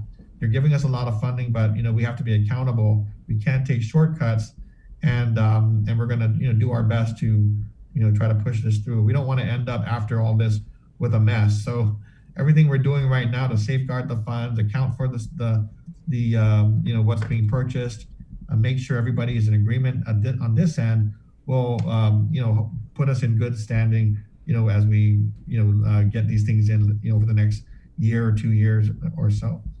But again, with the first round, we were talking about immediate response. Now we're talking about sustaining safe environments. So all these investments are meant to last. They're meant not to be, of course, we're going to try to get face masks and all these other things put together. But now we're talking about facility repairs and air filters and purification centers and aircon upgrades. So these things are really meant to kind of bring us through the next couple of school years, so that hopefully on the other side of it, this pandemic will be well addressed by that time. John, we appreciate your time this morning, and we'll see you next Wednesday. Can I just do a quick shout out? Please do. Yesterday we announced the 6 finalists for the Guam Teacher of the Year, and I just want to say congratulations to the 6, to all of our 12 semifinalists, but the 6 finalists who made it to this final round, and those are Nashista Benavente Delgado from George Washington, Van Lebranda from Okadu High School, Michelle de Guzman from Liguan Elementary, Christine Gyanchan from Finagazan Elementary, Dr. Benji Santiago from Agata Johnston, and Mr. Seth DeRosen from Attica Elementary School. If there was ever a year where I think all of us as parents really, really, really want to thank the teachers for what they do normally for our kids every single day, I think this is the year. And I know we can't honor everyone at once, and and there's going to be a Teacher of the Year, but all of our teachers, all of their the supports they provided, we want to thank them for their work, and especially congratulate the 6 finalists for the Guam Teacher of the Year. They will be going through an observation, whether it's online or whether it's face-to-face, but once that observation is done, then there will be a winner selected, and they will represent us on the national stage. So we look forward to that. And again, congratulations to all of our finalists. Congratulations. Thank you, John. Yeah. Viva DOE! Viva! Oh, wait, no cheering. Kidding. Thank you, John. Thanks, John. Appreciate All right, it. thank you, guys. Yes, all See right. you next week. Okay, and let's keep it in the KUAM News Zoom room where at 8:58 we have the Chief of the Guam Police Department, Chief Stephen Ignacio, joining us. Thank you for joining us this morning, Chief. Hi, Chief. Good morning, Chris. Morning, Sabrina. Good morning. Happy Hump Day Wednesday. That's it, humping away this morning. How you doing? It's Wednesday. I guess I'm doing okay. Right on. Okay. I just asked you on, Chief, because Sabrina has a bunch of tough questions for you. I wanted I to. heard today's gonna be a tough one. I gotta ask, what happened with this this press release from GPD yesterday or last night on the fatal crash that ended up not being fatal? How does that happen? I was informed of the crash, and at the time of the crash, Sabrina, the victim did receive some very serious injuries. And, apparently there was a breakdown in communication between the dispatch, the field supervisor, up to our public information officer, because even I was informed that the victim had supposedly passed away. We make mistakes just like everybody else, and we just have to own up to it. To the family of the victim, we apologize for our error in reporting that your loved one had passed away. The good news is that the victim is still alive and is still being treated at GRMC. And, it's not the first time it's happened. I've actually seen this play out maybe at least once or twice in my career in the Guam Police Department. Yeah. But it doesn't excuse the press release. It doesn't excuse our error, and we apologize. Yeah, I think it's very rare that I've actually seen this happen. I can't even remember the last time, but I do know that it has happened in the past. But it's been so long since I've seen a retraction like this. Wanted to follow up on that multi-agency investigation. I know you were looking into, your authority and your jurisdiction into whether you can actually go into another, a branch of government and look into what they're doing. Yes. Yes. So I wanted to clarify that a little bit further. So, if we go back to the first, the letter from Senator Peter Turlay, if you look at the letter, it says internal affairs or internal investigations into what was playing out into in the Mark Mayo trial, I believe.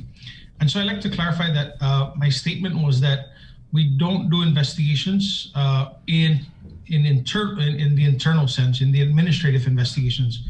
I honestly, I don't know of the Guam Police Department, having any authority to go do disciplinary type of investigations into the courts or to probation or to the airport or to the port.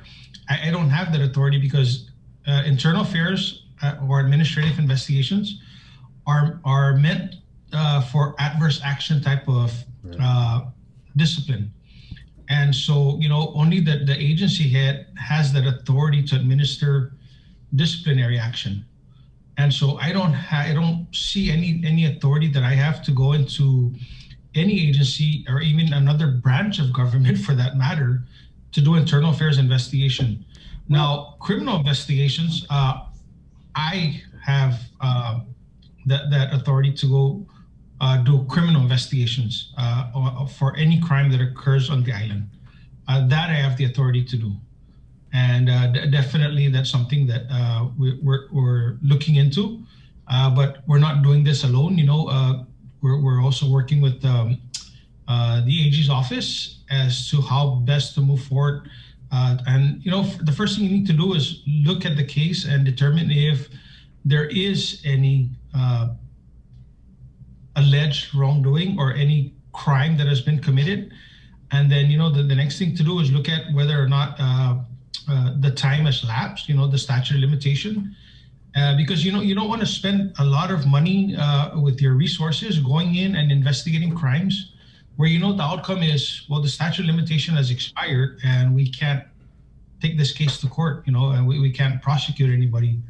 And, we've invested man hours, man days, and resources into a case that can't move forward. So that's one of the things that we need to look at also is the statute of limitation. When did these acts, supposed criminal acts, play out? And do we have enough time left in the statute to pursue a case criminally, a criminal investigation? So can you just kind of clarify then? Because I remember when there was all kinds of stuff going on at the Department of Corrections, and GPD was called in to conduct an internal affairs investigation. And I'm not even sure if we got any results from that DOC investigation from a few years back. So what would be the difference for GPD to go in and go ahead? So we provide support. And let me give you an example, right? We had the shooting with Xavier Tatalto. I called in Customs. They're an executive branch agency. I called Customs in to come in and provide me support by conducting the investigation into the officers. So we've supported the Department of Corrections in their internal affairs investigations. Vice versa, Customs has come in and helped support me. And if Customs called me out and says, Chief Ignacio, I have this investigation into my personnel. But at the end of the day, really the only person that can administer discipline, the only person that can administer any type of adverse action is the department head. So I cannot go over and administer a suspension for Mr. Ike Pareto. I don't have that authority. So that's what I mean in that sense. Yeah. So we don't do internal affairs investigations. And honestly, I think, I don't know if the question has been asked of the court, did they do anything? And, whether or not they're going to talk about it, it's up to them. Yeah, there's an oversight hearing today with the court, the judiciary. Right. Chief, I get what you're saying about not being able to do the internal affairs, obviously investigations, right, with the other agencies. But what, again, when you talk about the criminal activity, I think with this whole gambling thing, there's different issues. One is that we had heard, and I think was even confirmed in the Civil Service Commission documents, that there were large amounts of money being won, which I had heard that's what triggered the feds looking at it, because allegedly some people weren't paying taxes on this. But then the other side of it, where I wonder if it becomes criminal, is that it was being this gambling app was being used on the clock, which to me is kind of like almost like I guess maybe official misconduct type of thing. So what about that if we have these instances or allegations where people who work in different agencies were doing that? Is it still a disciplinary thing to you, or does it now enter the criminal realm? Oh, Chris, absolutely. If, again, you talk about official misconduct in the context of the gambling, this gambling that is being reported or, being played out in this Civil Service Commission case. And so definitely if you're using government resources, a government computer, government time, and, you're dedicating 2 or 3 hours to sitting in front of a government computer in a government office gambling, then that's a crime. That's definitely official misconduct. And there's probably other crimes involved. That is definitely criminal. But again, because this case is not being led by any government of Guam agency, we're waiting to because we haven't seen any indictments, we haven't seen any criminal cases that have been filed, and so we don't know. Honestly, we don't know how this is going to play out. We don't know who the players are. Mm-hmm. We don't know all the names of everybody, and so I think myself and probably a couple other directors, agency heads, we're just waiting and to see how this thing plays out, so that how this plays out, helps us determine how we take action both administratively in the context of internal affairs investigations, and possibly even working maybe with the AGs in a criminal investigation for exactly what you're talking about. The official misconduct, the misuse of government property and resources, timing in while you're being on the clock and playing. That's probably a form of theft. I know when we had spoken weeks back when this story first came out, what you did confirm is that there was an investigation that you were conducting, GPD was conducting into a single officer, but you didn't confirm whether or not it was related, right, to this airport gambling incident. Can you confirm that now, that the single officer that is you were investigating is connected? What I can confirm is that my investigation, my opening of an investigation was not directly related to the airport case. That I can confirm. It's not directly. I received information from a variety of different methods and means, and so I can confirm that my investigation that I opened was not in any way, shape, or form to what played out in the airport case. Can you confirm whether or not then it is related, though, to online gambling? The investigation? That you opened? No, not at this point. Yeah, I'm like I said, I'm still waiting for things to play out. Unfortunately, I've been waiting for things to play out with the criminal investigation. Are you able to confirm, Chief, if there are other officers in the Guam Police Department who are being investigated for any type of involvement with this online gambling app? Not that I'm aware of, Chris. And honestly, I only am aware of one name, right. and that's the only name I can act upon. I don't know of any other names. I haven't been made aware of. I haven't received any documents, read any documents, or gotten any calls of any other officers. When you hear not to say that there are no other officers involved. I can say I cannot say that there's no other officers involved because I don't know the whole case. But I think in the documents that have been released or obtained from CSC, I believe there's allegations of clusters of government employees or employees from other agencies, not by name, just by agency, right? There's clusters of officers from the Guam Police.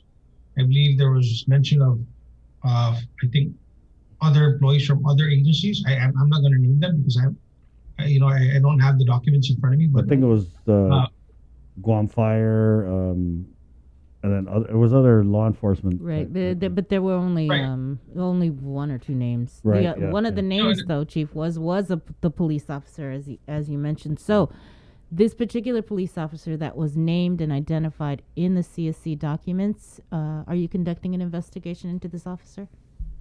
Yes, and remember I told you that we are doing an investigation. But again, the name of the officer and my investigation was not prefaced on what was found or what you found in the airport case. Yeah. Okay. Oh, Chief, I just wanted to get a couple. Wait. Oh. So did you back to that multi-agency investigation at the request of the oversight chair? Have you responded to his letter in writing? No, I'm actually the co-chair for the Committee on Public Safety, Senator Frank Blanco Jr. Has reached out to me, and he's asked me to schedule a meeting to come in and see him to talk about this. Okay. So I think Senator Pito Terlay has passed this off to his co-chair, understanding that he may have some familial connection to what was played out in district court. When are you meeting with Senator Blas? Sometime this week. Definitely sometime this week. He did reach out to me last week Friday, and Monday was a holiday, so he was going to have his staff reach out to my secretary so that we can schedule a meeting. Chief, I just wanted to ask about this a drive-through restaurant in Tamuning. Jerry Kitchen. No, there's no there's no drive-through restaurant. Which one? Jerry Kitchen. Oh, the crash that occurred. Yeah. No, everyone's saying, oh, there's a new drive-through restaurant in Tamuning, Jerry Kitchen. That's the joke that's going around, Chief. No, but because we were able to confirm just from a variety of police sources that there was an off-duty police officer in the vehicle. Can you confirm that, Chief? Yeah, I've been informed that there was an off-duty police officer that was present in the vehicle. Yes. And so, in your opinion, are because of that, do you think people are kind of reading a lot into this incident and maybe jumping to conclusions that, because again, the public, right, the number one question they have is like, how the hell do you crash like that? And, no one gets arrested. There's just a single citation that was given. So, I mean, and I know because you spend so much time in the highway patrol division, so this is kind of like right up your alley. If you could just explain to people, because it does give the appearance that, if there's a cop riding in the vehicle, then a cop responds, cops helping cops. The same, it happens in any type of professional field. But there is that perception that that's why we didn't see an arrest, or that's why we only saw a ticket, or, So I just wanted to give you an opportunity to kind of respond to that. Sure. Chris, I've been involved in crashes myself as a police officer. As a police officer, I've also, I'll tell you, I was fresh out of the academy, and I was heading to work, and I was speeding, and I got a ticket from a fellow police officer who didn't recognize me because I was fresh off the boat, for lack of a better way of describing it. But, whenever police officers are involved, they're held accountable, whether through a citation, whether through disciplinary action. And I myself have been held accountable for, in that case, on that day, my actions. We investigate thousands and thousands of traffic crashes. And it doesn't matter who's involved, the officers use their discretion, whether or not to cite a person for being involved in a traffic crash. And in this case, I've had the opportunity to read the report. The vehicle was attempting to execute a left turn from Route 1 onto Route 14. That is a 90-degree turn. Okay, and so apparently, based on how the operator was operating the vehicle, they were not operating it prudently. The operator was cited for imprudent driving. And so there was an off-duty police officer in the car. And like you said, there's conspiracy theories that there was this massive cover-up. And nothing that I know of now, based on what I've read, could be further than the truth. I think that the officer held the driver accountable for their action. And, I'm sure there's other officers who have been in cars, with other people driving. Right. And, I'm not sure what the conspiracy theories are. But, if you have information and if you believe that the presence of the officer may have caused certain inaction or certain actions to occur, then, please come forward. We have internal affairs section. If you believe that the presence of the officer influenced the outcome of this investigation, of this crash, then please come forward. I mean, we have auto runoff roadway cases probably every day. People run off the road, people lose control of their cars. Sometimes when you want to hit the brake, you hit the gas. That's common in some crashes. People hit the wrong pedal and they accelerate instead of brake. And it's my understanding that that's what occurred in this investigation. Chief, Yeah, I So- think so- people are just, you know, because of the magnitude of the damages, Right, a business owner just lost, you know, thousands of dollars. And so I think when you hear, a ticket for imprudent driving, Right, and that's it. There was no alcohol involved. There was no, you know, and no one was under the influence. It But- was but- just, I lost control of my vehicle, and But Chief, I wanted if you were able to confirm if the officer who was a passenger in the vehicle was the granddaughter of the oversight chair, Senator Pito Terlai.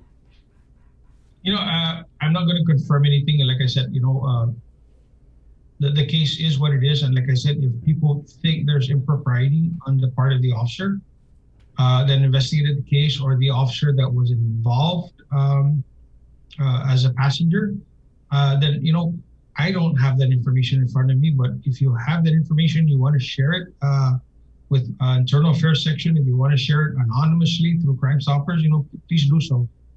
But you know, I think we need to just maybe just put it to rest, because unless we have information for me to move forward on, I don't see how it would be fair to my officers to open up an investigation based on just mere.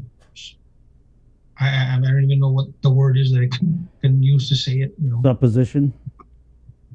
Yeah, I guess if that's what it's going to be called, supposition. Yeah. But Chief, I mean, just, you know, if you could just entertain this. So, I mean, outside looking in, right? Let's say that, and we were able to confirm that it was the granddaughter of the oversight chair. But when you have an officer on a scene, it just kind of creates that perception that, oh, okay, that's what happened, or whatever. But you're standing by the officer who responded to the accident, right? And their handling of this incident. Chris, I'm standing by my officers because that's the information that we have. Again, like I said, that's the only information that I have right now.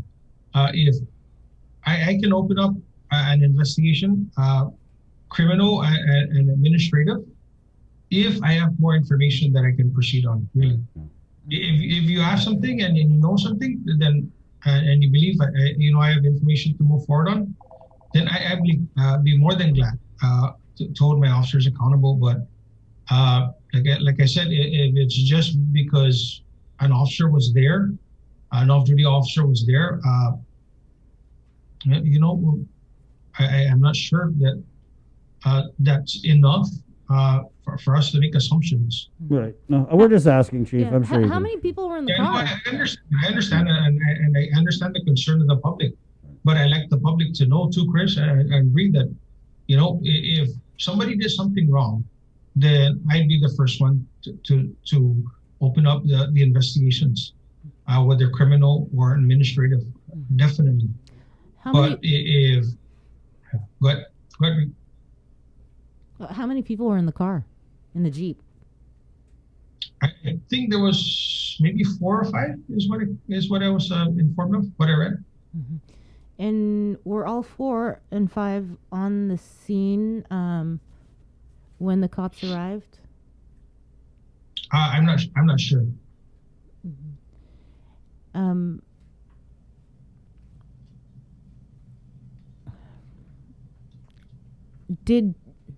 Are you in the police report? Does it say that everybody was interviewed that was in the car? So traffic crashes are investigated a little bit differently than a criminal case. Mm-hmm. So let's say I come to a crash and I have 2 parties, right? I have a driver of one car and I have a driver of another car. And so it doesn't say that Officer Ignacio went and interviewed the driver of vehicle 1 and this is their story. It doesn't say that Officer Ignacio then goes to interview driver of vehicle 2 and this is their story. What I do is I gather the statement from the driver of vehicle 1 and the driver of vehicle 2, right? And then in this case, I make a synopsis or a finding of what occurred. So let's say I'm coming out of Reventax parking lot, right? And a vehicle 1 is going north on Route 16, and I'm the other driver's coming out of Reventax parking lot. So what this, and then a T-bone collision occurs. What happens then is that the synopsis will read, okay, vehicle 1 was traveling north on Route 16. Vehicle 2 attempting to execute a left turn from parking lot of Revatax onto Route 16 failed to yield, right? And a crash occurred. That's how it will read in a crash report. It's a synopsis based on the totality of all the interviews that were conducted and the evidence on the scene, right? So the evidence on the scene will support that there's a T-bone collision. You know, the damages on vehicle 2 would be to the front, right? And the damages on vehicle 1 will be on the passenger side. Okay, so the evidence, the damages to the car support the findings that vehicle 2 failed to yield to vehicle 1 right of way. Okay. And so if there's passengers in the car, there are witnesses to it. They're identified as passengers in the car. If there's injuries to the passengers in the car, their injuries are noted, you know, their seating location is noted. Whether or not the airbags are deployed would be noted. You know, it's a very detailed report. And it's just, most of it is just pull down tabs, you know, yes or no tabs. But it doesn't say that I got to the scene, I interviewed 5 people, and there's 5 different statements. That's not how a crash report is written. So if there were people in that restaurant and they were injured, would we still be looking at an imprudent driving ticket? Again, probably not. I mean, we look at a bunch of different the injuries and what was sustained. You know, I think, you know, there was nobody at the time, the time of the day, and the investigation is driven by the facts of the case. Those are the facts of the case, and really, like I said, man, if there's anybody that has any information contrary to what we have in the police report, you know, please let me know.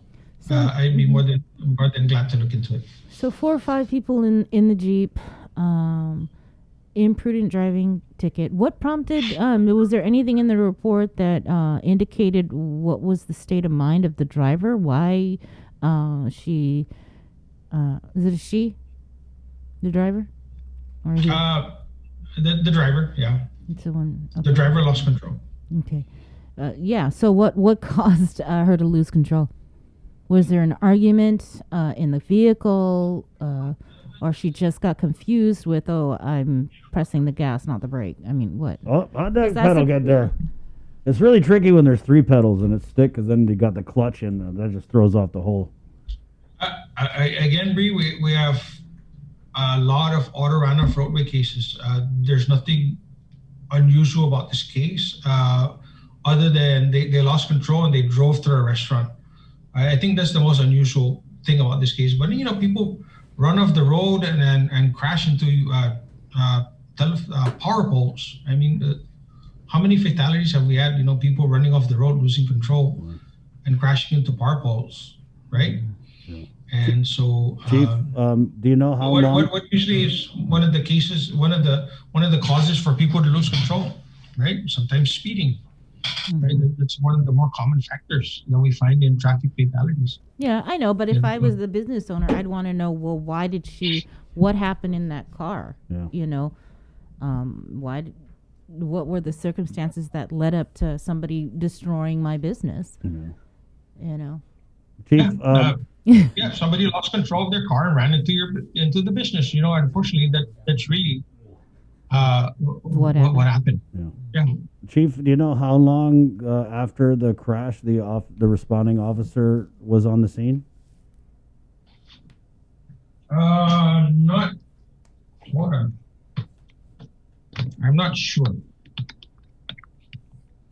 You're asking. Hold on, I have to put on my. Your reading glasses. My magnifying glass.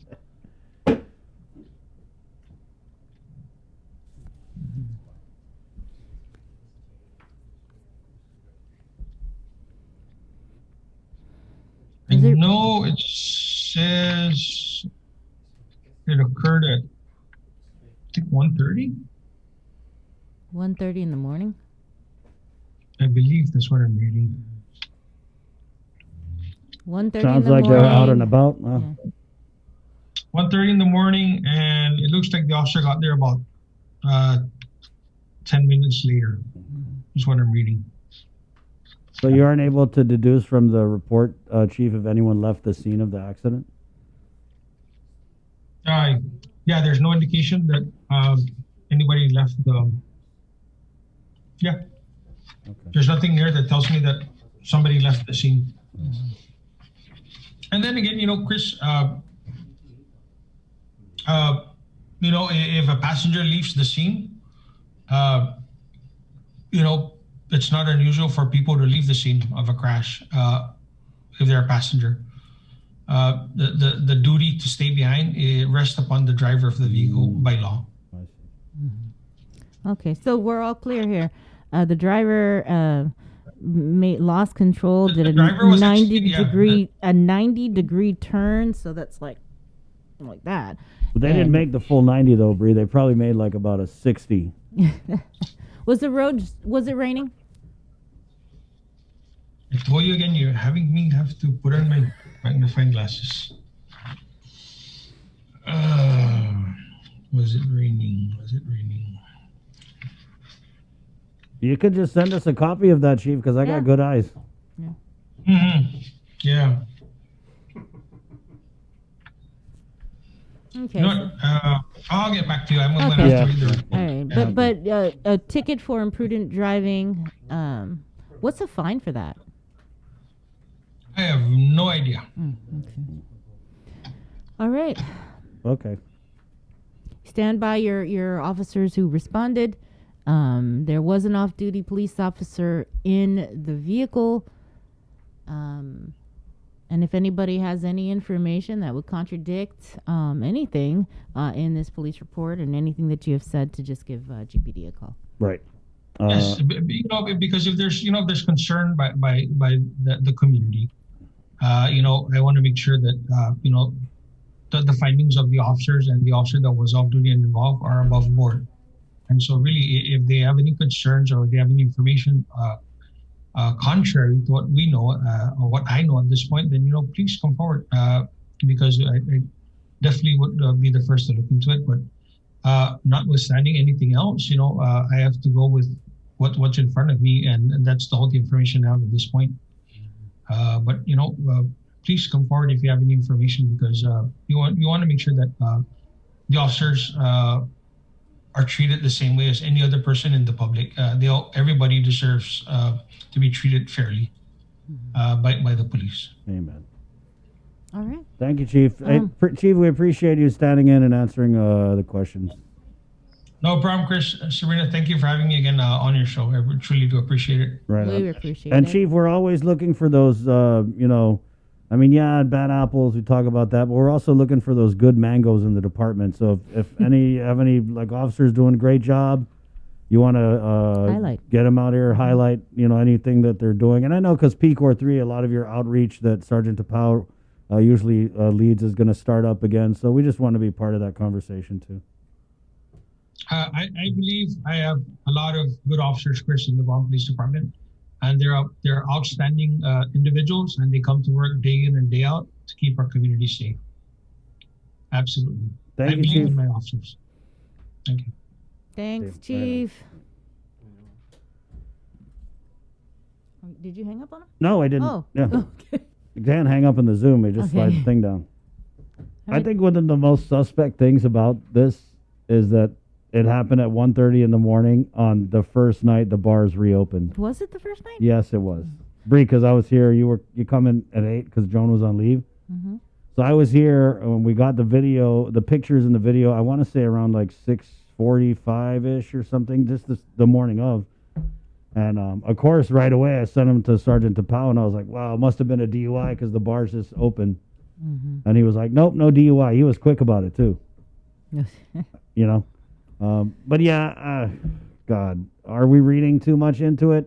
I don't think so. I think that It is what it is. Right, Who said and, that? And I mean the police officer, she was not the driver of, Right, yeah. of the Jeep. At least that's what we're told. But I don't know, and I mean, it's not too far-fetched to imagine that you come up on a scene of an accident, you see, oh my God, that's the granddaughter of our department's oversight chair. Okay, let me, I mean, you wouldn't even have to even say anything. And so, is there appearance of something fishy? Yeah, there is, But I mean, we can just ask the chief. We asked him. I feel like we asked him just about everything. There was something that came in the comments that about video footage, right? Because there's cameras there at that intersection. I don't know. I mean, the way it sounded is case closed. People. That's how it sounds like. Case It sounds like closed. case closed. Don't ask us who was involved. Because you know who was involved, and we're not going to talk about our oversight chair's fat. We're already talking about, and I want to say that there's this, to me, I just have some issues with Senator Pito Terlai being the oversight chair of the Guam Police Department, because I just feel like it's just too much already. When last term he had to go and get another senator to do his job, and this term it's the same thing happening over and over again. And I feel like GPD, they deserve an oversight chair who can be full-time on their department, because Lord knows they struggle with the finances. They just struggle with a lot of things. They need a lot of help. It's 9:35. Let's keep it in the KUAM News Zoom room, where we have from the Department of Corrections, Major Anton Uggan, who is a very safe driver. Right, Major? Unmute. Yeah, I get dropped to work most of the time. That's cute. How you doing, Major? Good morning. Good morning. Good morning. So what's cracking at DOC? I drove by there yesterday. It looked pretty calm. I know one of the issues that they asked us about was the visitation. So we were having our meetings yesterday, command staff meeting. We're looking at opening up visitation around April. We're working out the details as far as the number of visitors that will be allowed, but right now we're looking at about 2 visitors per inmate. Normally it's up to 5 under pre-COVID. Visitors they're about 5, right? That would be allowed to come in at one time. We're gonna have to lower that down to possibly 2.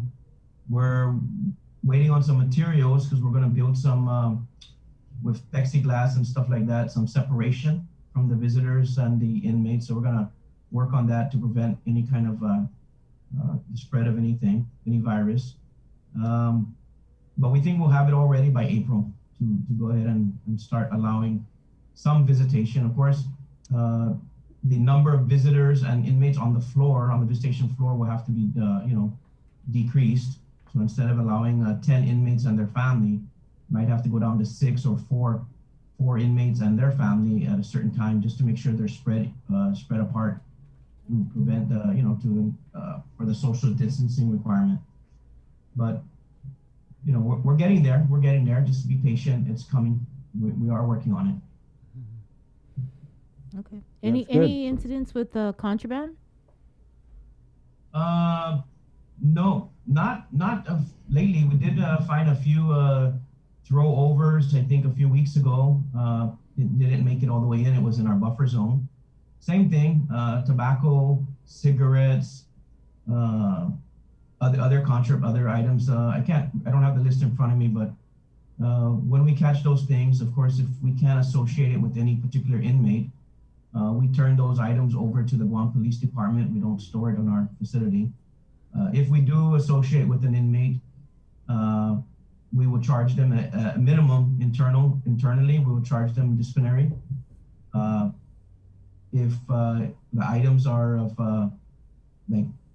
drugs, then we get them arrested. We have them charged by the Guam Police and have them rearrested. But as of lately, no, not a lot. I mean, we've had a few. I don't have the numbers in front of me, but it's an everyday cat and mouse game. I mean, we check the perimeter, somebody throws it over, we check it again, and there's nothing, and then a few hours later, we might find something again.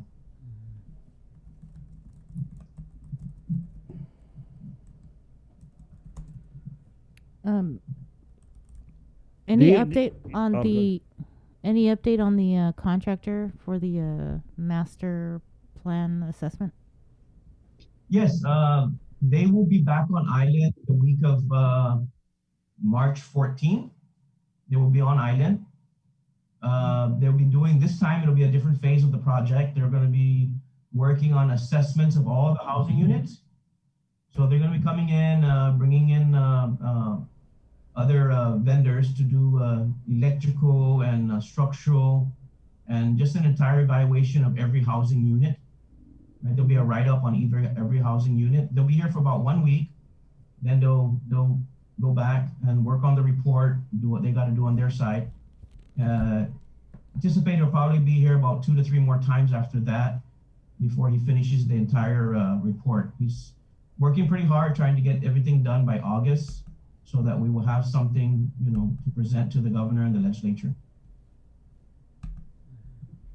Major, I was fishing around at the Civil Service Commission yesterday, throwing my Talaza, and I came across this case. It's an employee is appealing their termination, calling it a wrongful termination. This is former corrections officer Dean Santos. He maintains in these employee documents that he was wrongfully terminated at DOC. And I want to say, let's go read this.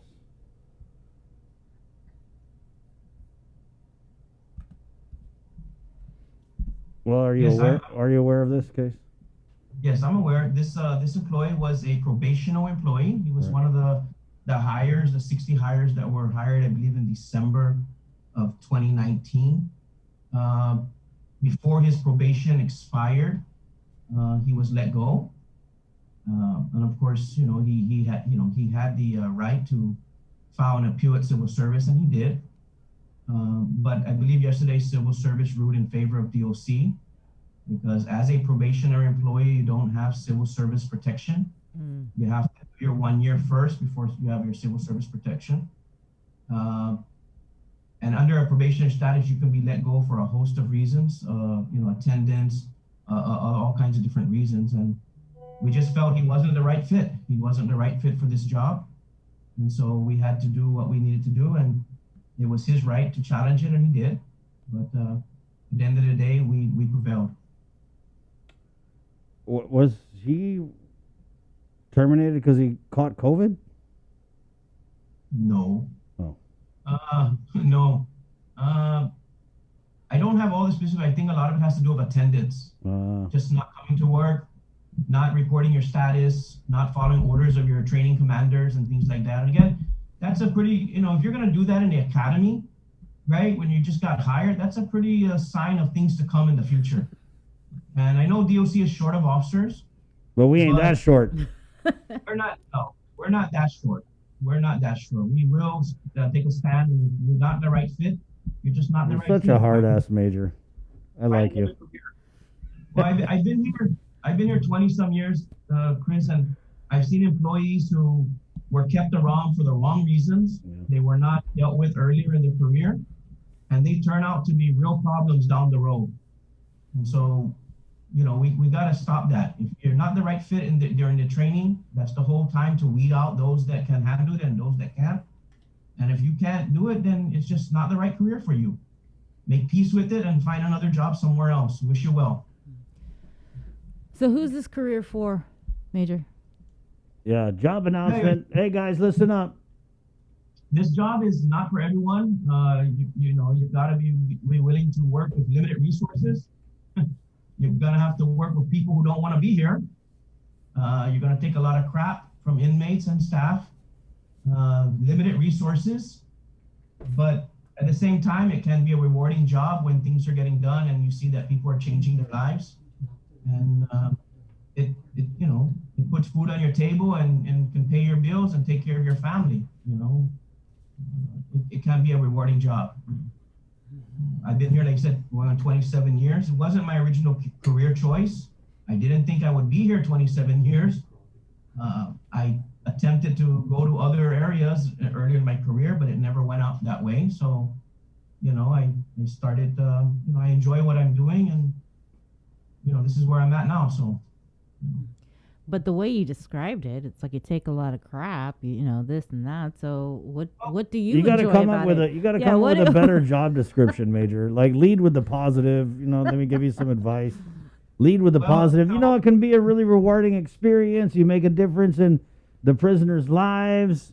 It's a real family network when you go into these conditions and with the same people that you work with. And then you would be like, yeah, but it sucks.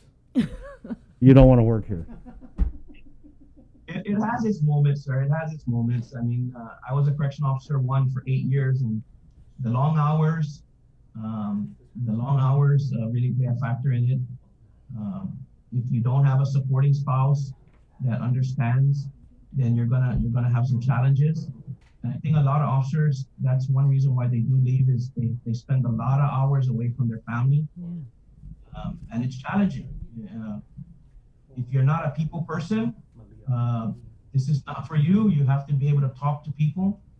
You're going to have to be able to de-escalate verbally, verbal judo with some of these situations that go on in here. And you're going to be by yourself sometimes. A lot of times you're going to be by yourself. And you'll be surrounded with 60 inmates. But it's doable. You just got to learn to show respect and stand your ground, follow the rules. Don't break the rules, because they will know. And once you start doing that, your career is basically going to be over, because you will be taken advantage of. But then they'll pick you up at the port, though, so don't worry. If you're looking for overtime, I mean, it's really a good job. It can be really rewarding. Like I said, I bought my house, I put my kids through private school, pay my bills. And even today, when I look out there at the salaries of other, you can't compare what a correction officer can earn if you're willing to put in the work. You have to put in the work. Just like any organization or anybody you work with, you're going to have ups and downs. You're going to have challenges, but you just got to maintain and put in the work. Put in the work. And educate yourself, go to school, and, the future's there for you. There's always opportunities. That's one reason why I liked it here so much, is that there's not a lot of people that stay here. And so promotion-wise, I have a good opportunity, and it worked out for me fine, and others here too. Right. So, it can be really rewarding. I mean, yeah, there's challenges, but That's better, Major. it's like any other career, sir. You have to put in the work. Major, so I know a couple of the new COs that you guys have picked up. What's your advice to those, and how long does it kind of take to get used to it? So, and I mean, obviously it takes some adjusting, right? But when do you really hit the road in this career in corrections? Is it after like the first year, second year? No, I probably go to 3 to 5 years after. I mean, you're still gonna need to know your job 3 to 5 years. I mean, my first year here was terrible, and I almost didn't hang in there, but I needed a job, so I had no choice. I mean, I did apply for other agencies, and it was just never went through. But right about the 5th year, you start learning the ropes and start, learning a little bit more of the inmates and how to deal with it. But yeah, when I first started, I mean, I got offended when inmates were disrespectful. It really bothered me. But I learned to deal with it. I learned to let it go and get through it. But today I'm a lot different than I was in 1994 when I started. But you just got to keep doing it. Don't quit. Keep coming, and you have a lot of good officers here to work with. There's a good team. There's a good camaraderie around the officers. But you have to put in the work and educate yourself, learn. Today's corrections is not the same it was 30 years ago. There's a lot of legal stuff now that officers got to be aware of. So you got to constantly know your job. I always tell them, create on their thumb drive, get a folder for professional and personal development, and read. You don't have to go to college, although college is a good thing to do, but because it certifies you that you got your education. But you don't need to go to college to be a great correction officer. Just learn your job and continue to study, read the rules and regulations, follow the rules and regulations, ask questions, seek input, and become an expert in what you do. So inmates will actually know that once they know, they respect you, they'll know that you know the rules. You have less and less problems as you go along. And you want to be the go-to person. You know, you want to make yourself where you're the go-to person, where people want to go to you to ask you how to do certain things. And it can be done. Like I said, we have a lot of great officers here. You just again, you got to put in the work for it. And if you expect easy shortcuts, it's just not going to happen. It's not going to happen. Major Uggan, thank you for your time this Thank morning. you. Appreciate it. We love having you on. No problem. Thank you. Stay Okay. safe. Stay safe. Be safe. Watch the road. No, I get dropped. Like I said, my kids drive my cars now. I pay the car payments, but I get dropped to work now. my daughter and my son have license now, so they get up and they go when they want to go, and daddy gets dropped to work or something. I don't know, just. Hey. Well, I hope they pack you lunch at least. No, they don't. Oh, wow. All right, kids. All right, yeah, kids. Step up, kids. Come on. Come on. Okay, Major Uggan. Okay. There you go. Major Anton Uggan. It's now time. It's now time on the link for Nino Chris's parenting tips. Right on. A brand new segment. You don't get Just the started car now. unless you make dad lunch. Hello. Do some chores. Right on. Around the house. I also want to commend the Director of Corrections, Director Joe Carbolito, just for allowing us to have Major Uggan on, because he's a classified employee. And, I mean, anyone who knows anything about government of Guam, the classified employees are the ones who do the work. I'm not saying Director Carbolito doesn't, but they're like boots on the ground. They're in it. Like he said, he's been with the department 27 years. So I really like that Director Carbolito makes him available to come on and talk, because he carries a lot of experience with him. I mean, and Director Carbolito spent most of his career kind of on the other side of that equation with the Guam Police Department. So thank you, Mr. Director. Joe. Yeah. And also just everything DOC went through, right, with COVID, with the outbreak. Right. Inside prison walls. I felt like it could have been way worse, right? Well, it was bad. Yeah, no, it was bad, it yeah. was bad. They were down, what was it, like half their... Yeah, because remember their officers had to be quarantined for and coming into contact. Right. Yet here we are, P-Core 3, guys. It's more like P-Core 300. You know what I was thinking last night? Because I got me a nice soft serve ice cream cone from my friends at EPAN Mobile. But we kind of cruised the EPAN Public Beach Park. And I was thinking, remember when they barricaded the entrances to the parks and the beaches? Do you guys remember that? I didn't even know that because you were staying home. Because I stayed inside. Because I would drive past them all the time. Dude, my life for 7 months was get up, get ready at the house, come to work immediately. When I'm done, go back home. Right. 7 straight months of that. I was just thinking about that last night and how it's kind of crazy. They really barricaded the beaches? Yeah, in they public put parks? up the Wow. big dividers, the cement ones. Yeah, the barricades. Right. Yeah. They need to put some of those up in front of Jerry Kitchen. That's a little late, but maybe for next time. Because apparently that's a really hard turn to... 90 degree. Yeah, it's a 90 degree. And you know what really cracked me up about this whole accident, Bree? It's like people for the first were like, who was the driver? Oh, who? I mean, this is Guam. Like, everybody knows what kind of car everybody drives. And I mean, a red Jeep, the first thing I thought was Agat.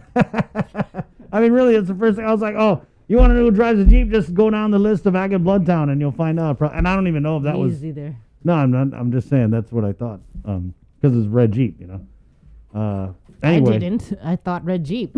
Yeah, well, we're... Anyway, so Yeah, I wanted thanks. to make sure people know about this or remember that today, tenant pre-applications are being accepted. This is for the Emergency Rental Assistant Tenant Pre-Application process. It launches today.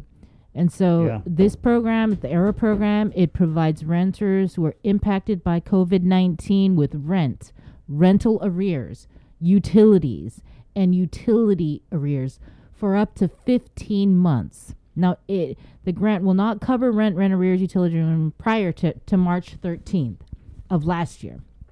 So it's open now for pre-applications from today until the 19th. The forms are available for download on the DOA website. So that is www.doa.guam.gov.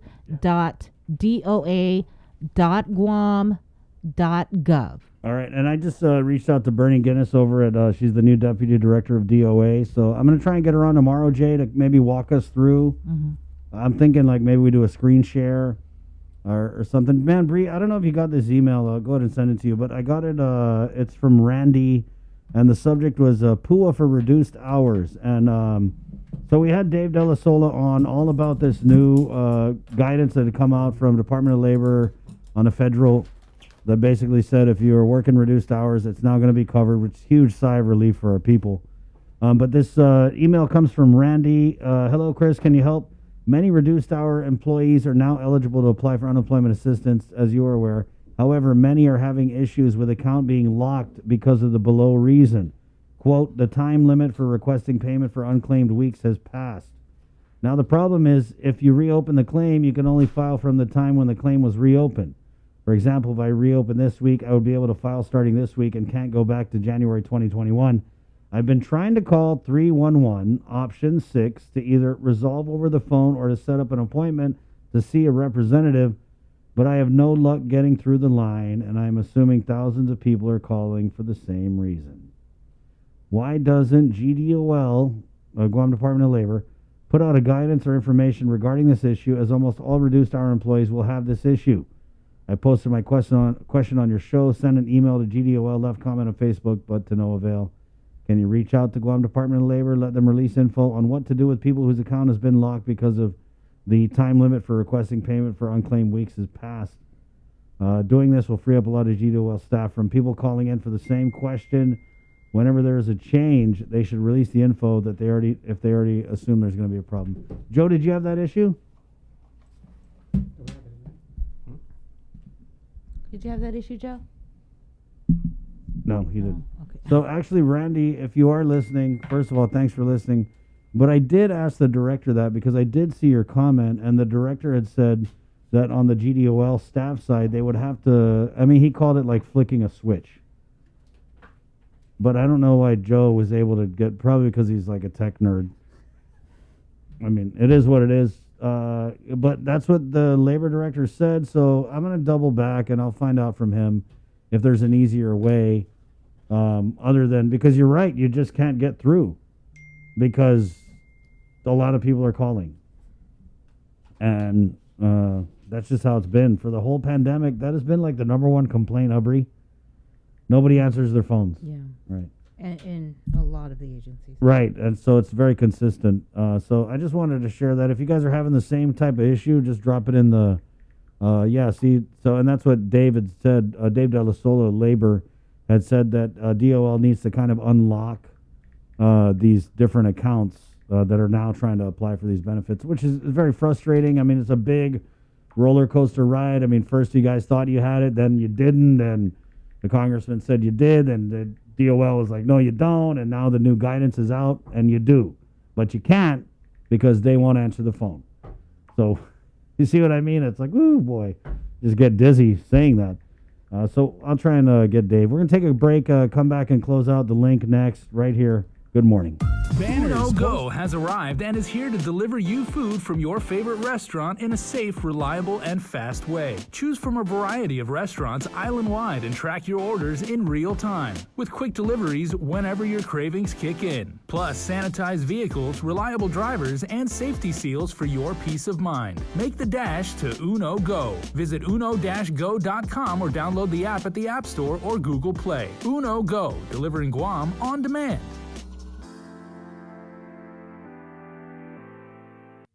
GU Self-Storage, conveniently located near the Harmon McDonald's. We offer affordable rates, online payments, and auto bill pay for your convenience. Plus gate access daily from 6 a.m. to 9 p.m. Call us today at 648-7867 for more information.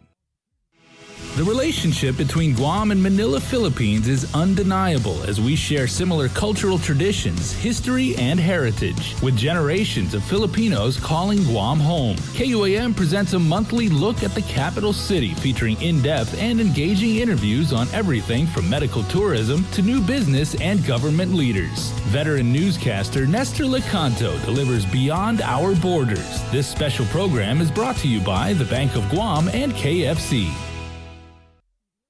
Only one company on Guam provides every solar energy solution under one roof. Micronesia Renewable Energy. You want solar only? They got that. You want solar with batteries? They got that too. You want outright purchase or lease purchase? It's up to you. Does your solar system need a tune-up? That's what they do. For solar energy solutions from A to Z, you can count on MRE. Give them a call at 632-2613 for a free consultation. MRE, providing real solar solutions built by real solar experts. Get the job done the right way by getting the right stuff at East West Rental Center. With years of experience helping builders, we definitely got what you need. Call 646-1463 or visit us in Upper Tumon. Open Monday to Saturday from 7 a.m. to 5 p.m. and on Sundays from 8 a.m. to 5 p.m.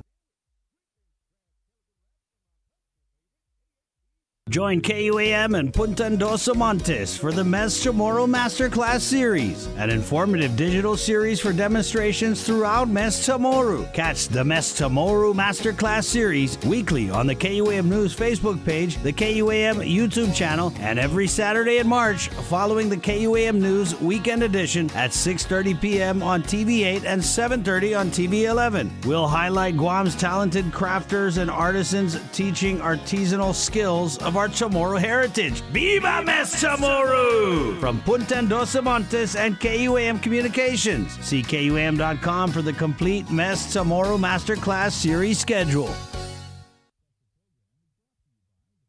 Half a day. Does your child have a hearing loss?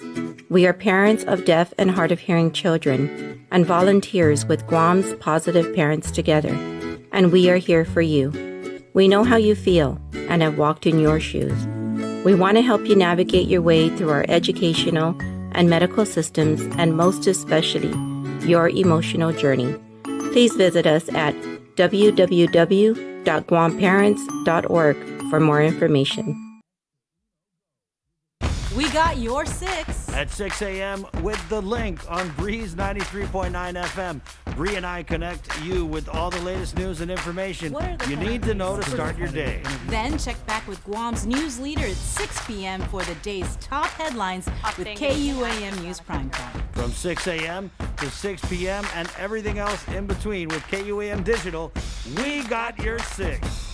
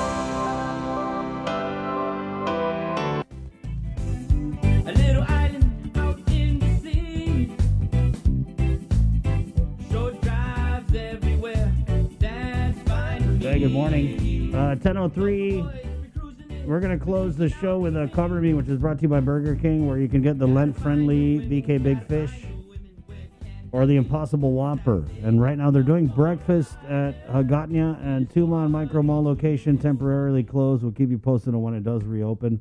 But they're so proud to present Cover Me, which I'll give you more info on. Good job today, Bree. Good job. Good job, Joe, sir. Jason, right on. Master Control, thank you. Remember, we got your back primetime newscast at 6.